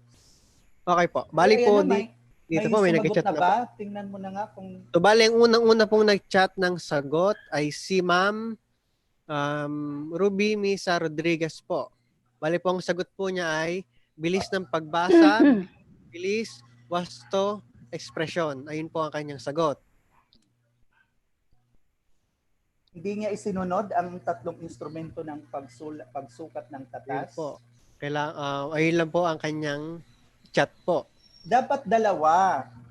So yung ibig sabihin ng salitang tatas at ang tatlong instrumento. 1, 2, 3. Dapat may ganun silang sagot. Sige nga, pakibasa mo sa chat box. Yung may ganun na kompletong tatlong instrumento sa pagsukat ng tatas, yun ang tama. Kahit na may mga nauna na. Kasi pinagsama ko na ang dalawang tanong. Okay? Ito po, si Ma'am Jonah Bareng po. Tama po ba? Tama po ba ang pagkasabi ko? Sige, anong sabi niya? Ito po, si Ma'am Jonah Bareng, ang sagot po niya ay, ang tatas ay tumutukoy sa bilis ng pagsasalita. Tatlong instrumento ay juncture, intonasyon, at ritmo. Ayun po ang kanyang sagot.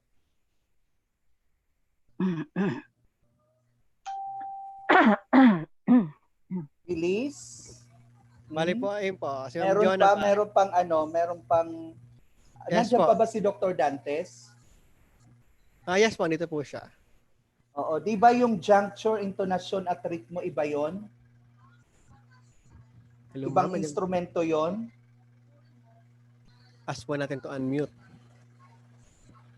Okay, sige, Sir AJ. Basta pag may nakita ka dyan, tama yung kanyang ibig sabihin ng salitang tatas, yung sa instrumento lang ako hindi may iba pa. Okay po, bali po salita. next po. Ito po, ang next naman pong sumagot after po ni Ma'am Jonah ay si Ma'am Jacqueline Rosales po. Tatas, ito ay kakayahan makapagbasa ng teksto na mabilis. Wasto at may akop na ekspresyon. Yes, tama. Tapos ano ang yung tatlong instrumento sa pagsukat ng tatas? Bilis, wasto at ekspresyon. Okay, sige. Bilis, kawastuhan at ekspresyon.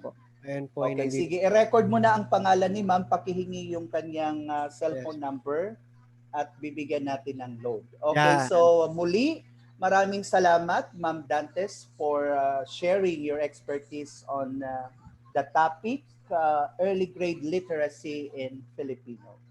And now we'll proceed to our next topic. Our last speaker is also a public schools district supervisor. Her topic is entitled Pagtuturo ng Panimulang Pagbasa. And of course, our last speaker, she has to save the best for last because she is our last speaker. Ladies and gentlemen, our beauteous Public Schools District Supervisor, Dr. Maria Teresa M. Chico. Take it away, Dr. Chico. Okay, magandang umaga po sa ating lahat. Naririnig na po ba ako? Loud and clear, Loud and clear. Thank you, Dr. Amit. Sa ating SDS, Dr. Maria Magdalena M. Lim, ASDS Dr. Cynthia Ailes, CID Chief Mrs. Aida H. Rondelia, sa mga kapwa ko supervisor, sa mga guro sa kindergarten, grade 1 at grade 2, isang mapagpalang umaga sa ating lahat. Ngayon naman po ay dadako tayo sa aking paksa, ang pagtuturo ng panimulang pagbasa. Ito po ay tungo sa isang enhanced reading remediation program sa Filipino. So makinig po tayo mabuti. Okay. So ang kakayahan po sa pagbasa ay isa sa pinakamahalagang kasanayang dapat matamo ng isang mag-aaral sa unang taon pa lamang ng kanyang pag-aaral sa paaralan. So, foundation year po kasi ito. Kung saan nakasalalay ang tagumpay niya at kaunlaran sa hinaharap. Sa makabagong daigdig, ito po ay isang daigdig ng nagbabasa, kung saan ang pagbasa ay isang likas na bahagi ng pag-unlad.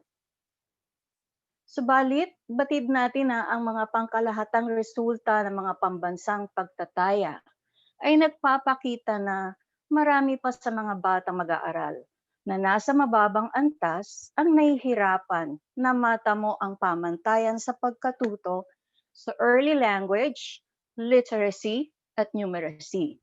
Gayon din, ang mga mag-aaral sa elementarya, pati na nga sa sekundarya, ay kulang pa din pagdating sa kasanayan sa literacy, lalo na sa pagbasa. At upang ito ay matugunan, ay kinakailangan na pagbutihin pa ang kausayan sa pagbasa ng bawat mag-aaral at pagyabungin ang kultura ng pagbabasa. At upang matamo ang mga layuning ito, ang kagawaran ng edukasyon ay pinag-iigting palalo ang Every Child a Reader program sa pamamagitan ng 3Bs Initiative o yung hamon na bawat bata babasa. At gayon din, ang pagbibigay ng kapasidad sa mga guro tulad nitong ginagawa natin ngayon upang ang mga kinder, grade 1, grade 2 na guro ay maging mas epektibong guro sa pagbasa. Sa gayon, ang mga mag-aaral naman matututong bumasa ng mahusay at malayang nakababasa sa kanilang antas. Ang lahat po ay hinihimok na tumugon sa hamon ng bawat bata bumabasa at palakasin ang pagtataguyod sa pagbasa. Okay. So, sa pagtatapos po ng sesyon na ito, ang mga layunin ay ang mga sumusunod. Next, Sir AJ. Okay. Ang mga guro ay matutukoy ang kahalagahan ng kahandaan at kasanayan sa pagtuturo ng pagbasa. Magkakaroon din ng pangkalahatang kaalaman ng isa sa mga paraan ng pagtuturo ng panimulang pagbasa. At ang huli, na ito po ay magiging work in progress sa inyo o sa kanya-kanyang paaralan ninyo. Okay? Makapagdisenyo at makagawa ng mga angkop na kagamitan sa pagkatuto sa pagtuturo ng pagbasa, lalo na sa panahon ng pandemya. In short, ang inyong enhanced reading intervention or remedial program na hindi lamang kayong mga guro ang gagamit, kundi pati na yung mga home partners, yung mga magulang, o yung tinatawag nating home partners sa mga bahay ng mga bata. Okay. Upang mas maayos na mapaghandaan ang e-reading program nito, ang unang dapat pagtuunan ng guro ay ang kahandaan sa pagbasa ng mga mag-aaral. Sinasabi na ang pagbasa ay isang proseso. Ito ay may antas, yugto o hakbang na nararapat na sundin upang matagumpay itong maituro ng mga guro at makamit ng mga mag-aaral na ayon sa kanyang kasanayan. Nararapat din na tiyakin muna ang kahandaan sa pagbasa ng bawat mag-aaral bago ito turuan ng formal na pagbasa.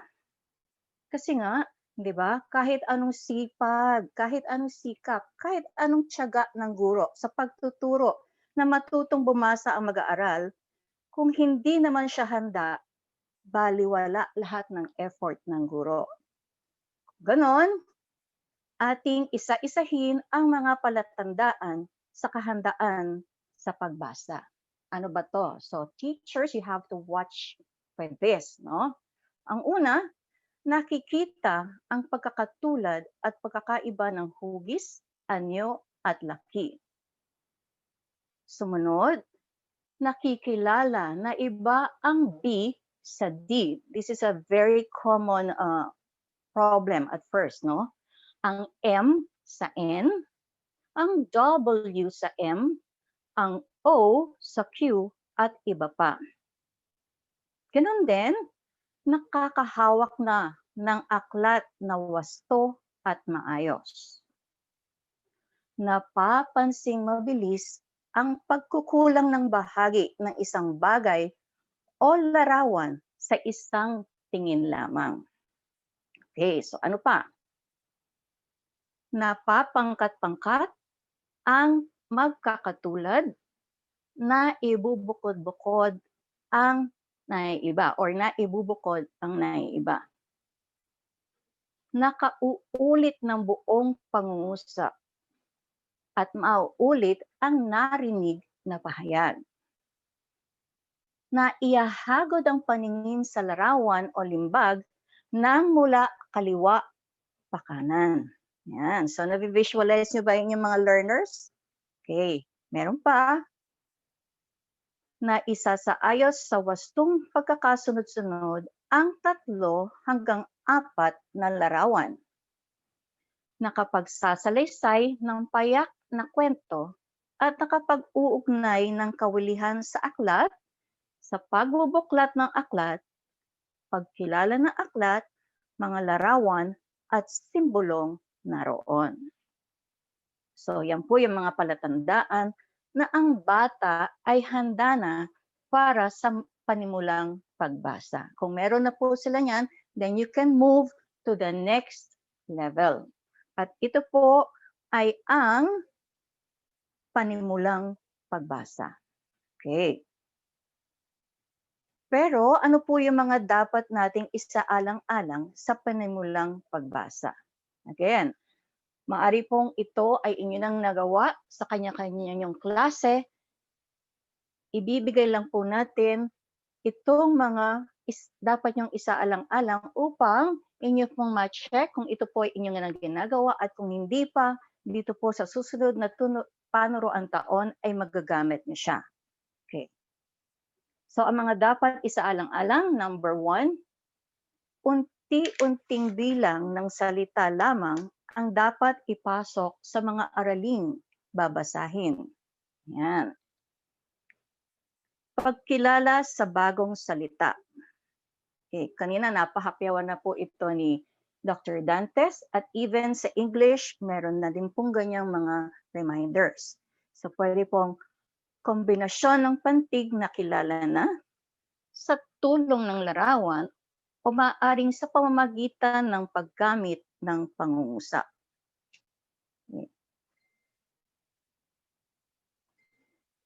Gawing lubhang kawili-wiling gawain o karanasan ang unang gawain sa pagbasa.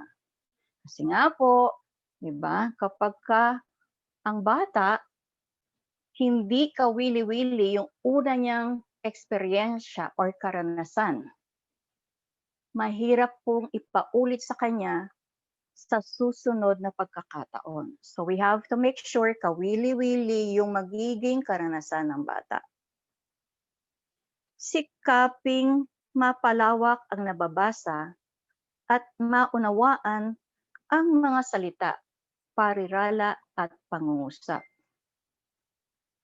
Magkaroon ng maraming gawaing pasalita at pasulat. kaugnay ng binasang aralin. So ano ba ang mga pwede nating gawin dyan? Marami na kayong mga gawain, I'm sure. So ang ilan dito, pag-uugnay ng salita sa larawan. Pagbubuo ng bagong salita mula sa dati ng alam na pantig at salita. Pwede ring kumuha ng maliliit na salita, okay, mula sa mahabang salita. Siyempre pa, ang pagsagot sa tanong tungkol sa binasa. Pwede rin yung pagsunod sa panuto, pagsulat sa nawawalang salita, o kaya yung pagpili sa angkop na salita. Gaya nga ng binanggit ni Ma'am Muset kanina, pwede yung pagsasadula sa binasang kwento or yung pagkukwentong muli. Okay? At marami pang iba.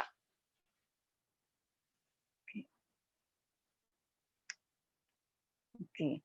Ngayon, ang akin namang susunod na ibabahagi ay ang isa sa mga paraan ng pagtuturo sa pagbasa. Okay. So maaari pong kayo ay nabasa na ninyo ito, mga kinder, grade 1, grade 2 teachers, ang tungkol sa approach na to. Ginamit nyo na rin sa inyong intervention program. Pero ating pong isa-isahin muli ang tamang paggawa sa marungko approach. Okay, ano nga ba ang marungko approach? Ito po ay isang paraan ng pagtuturo sa pagbasa ng Filipino.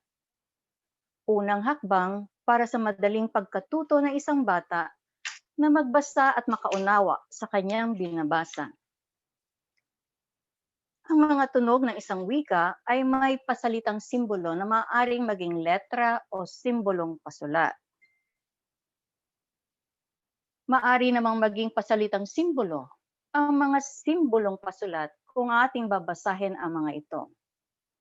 Ibig sabihin lamang na ang isang tunog ay kumakatawan sa isang letra at isang letra ay may kanyang sariling tunog. Okay.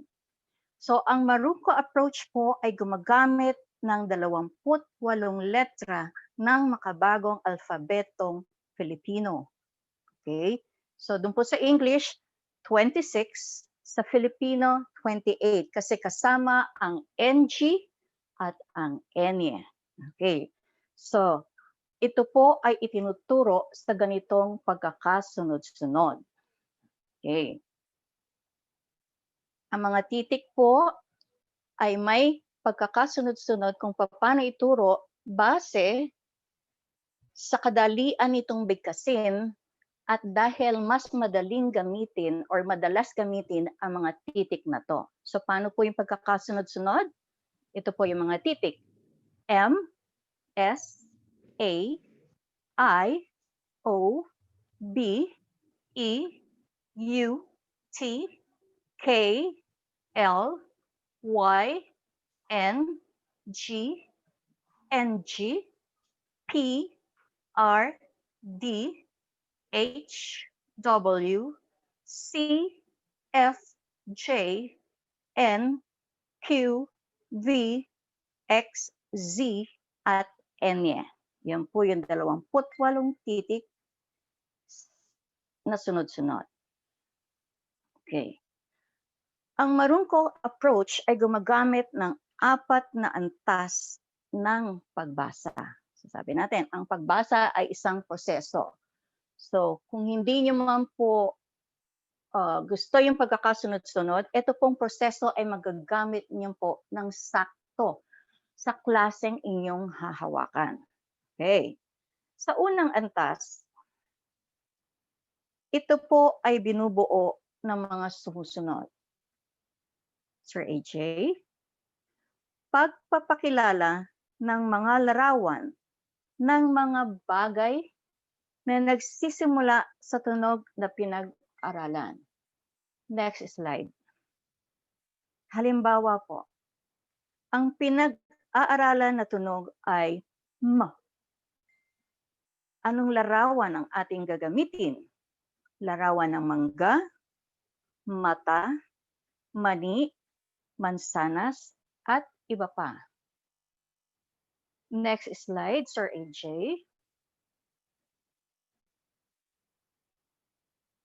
Susunod po ang pagpapakilala ng tunog.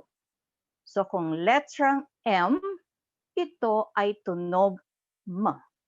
Okay. Sunod naman ang pagpapakita ng hugis ng tunog. Ang pagpapakilala ng letra,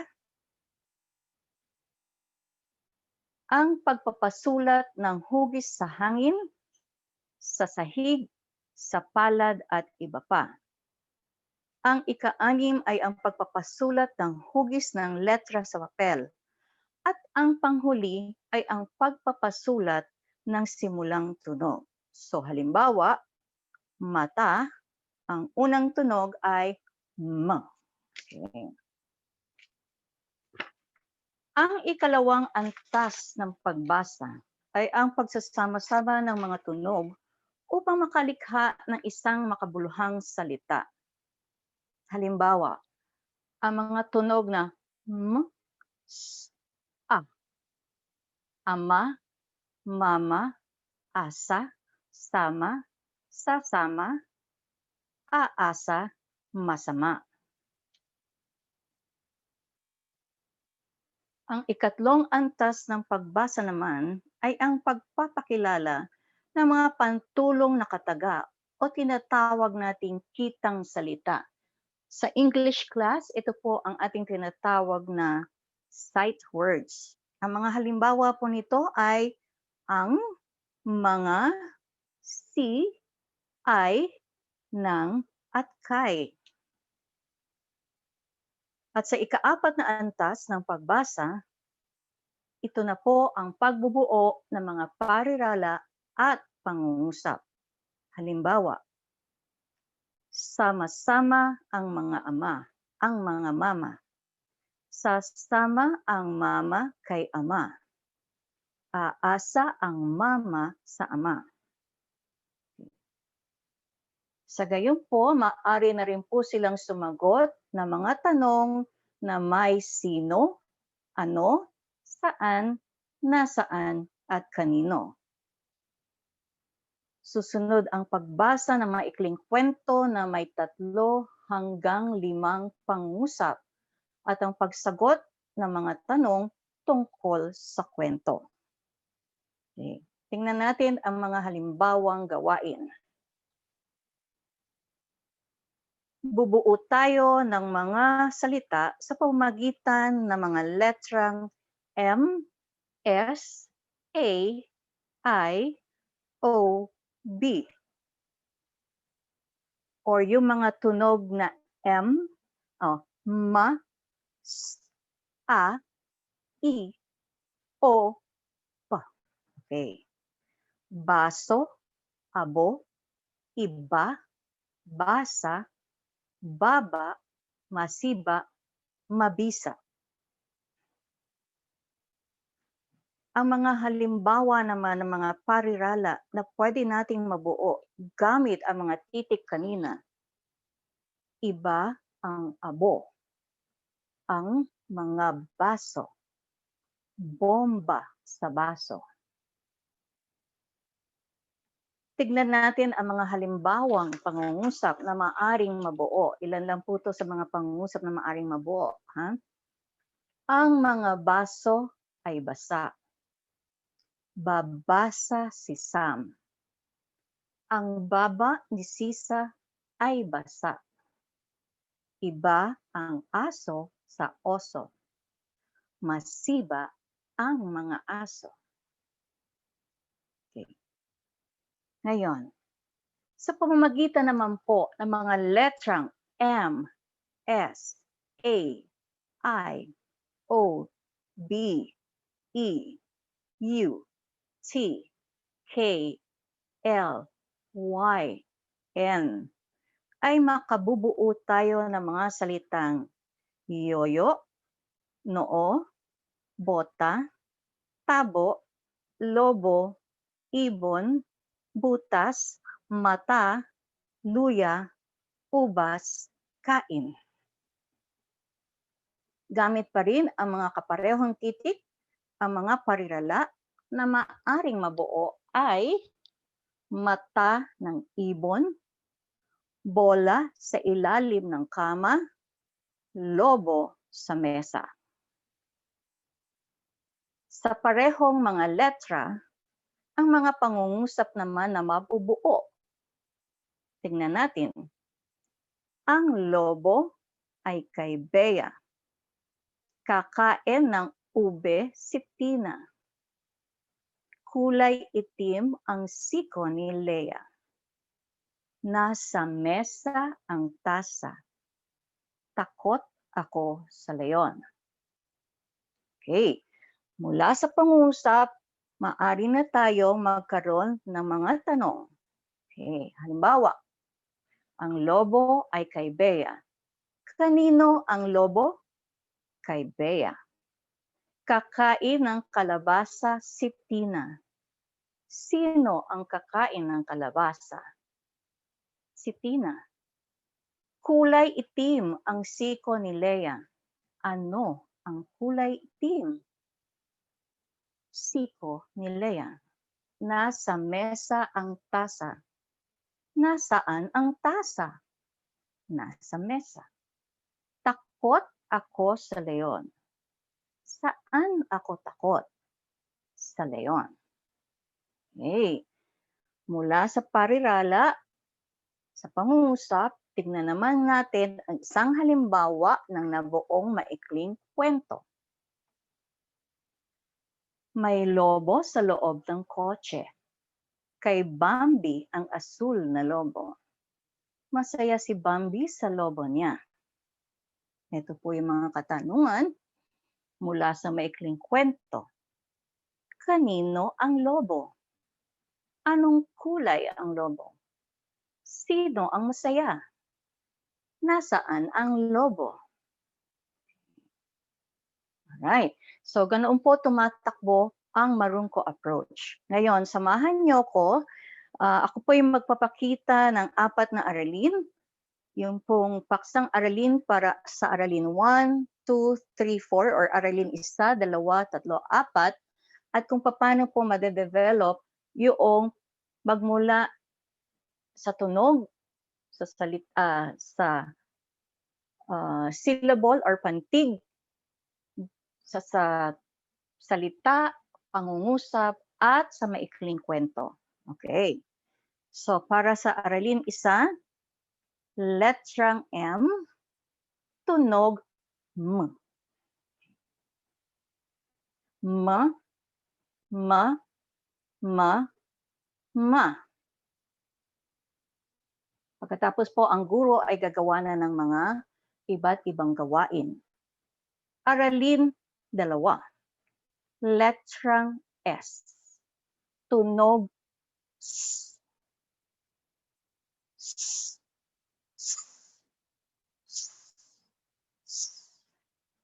Okay. Aralin 3, letrang A, tunog A. A, A, A, A. Okay. Ma, A, ma. Ma, ma, ma, ma, ma, ma, ma, ma. S, A, sa. Sa, sa, sa, sa, sa, sa, sa, sa. Asa, a, asa, ama. Mas, aasa, masama.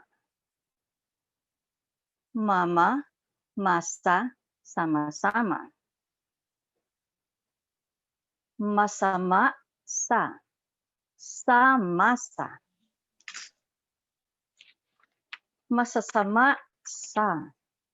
Sama-sama, sa. Sa aralin 4 or aralin 4, ito na po yung kitang salita ang, ang, ang. Ang, ang, ang.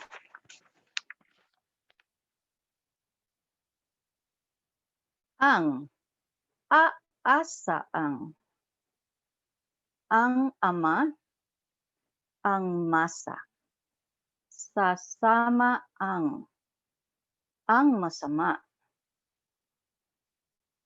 Sasama ang ama. Tignan naman natin ang isang maikling kwento. Sasama ang ama, sasama ang masa. Masama ang sasama. Sa masa ang ama. So iyan po ang halimbawa ng aralin 1 hanggang 4 na maaring gawaan pa ng mga gawain sa klase. Maraming salamat po.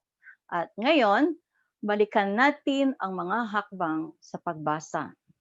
Ang una, ang pagpapakilala ng mga larawan ng mga bagay na nagsisimula sa tunog na pinag-aralan. Ang pagsasama-sama ng mga tunog upang makalikha ng isang makabuluhang salita. Ang pagpapakilala ng mga pantulong na kataga o tinatawag nating kitang salita. At ang huli ay ang pagbubuo ng mga parirala at pangungusap at papasok na rin po dyan ang ating mga katanungan. Ang pinakauli at huwag nating kalilimutan, ang mga salitang magpapagaan sa loob ng mga bata tulad ng mahusay, very good, good job, magaling, at saka yung mga clap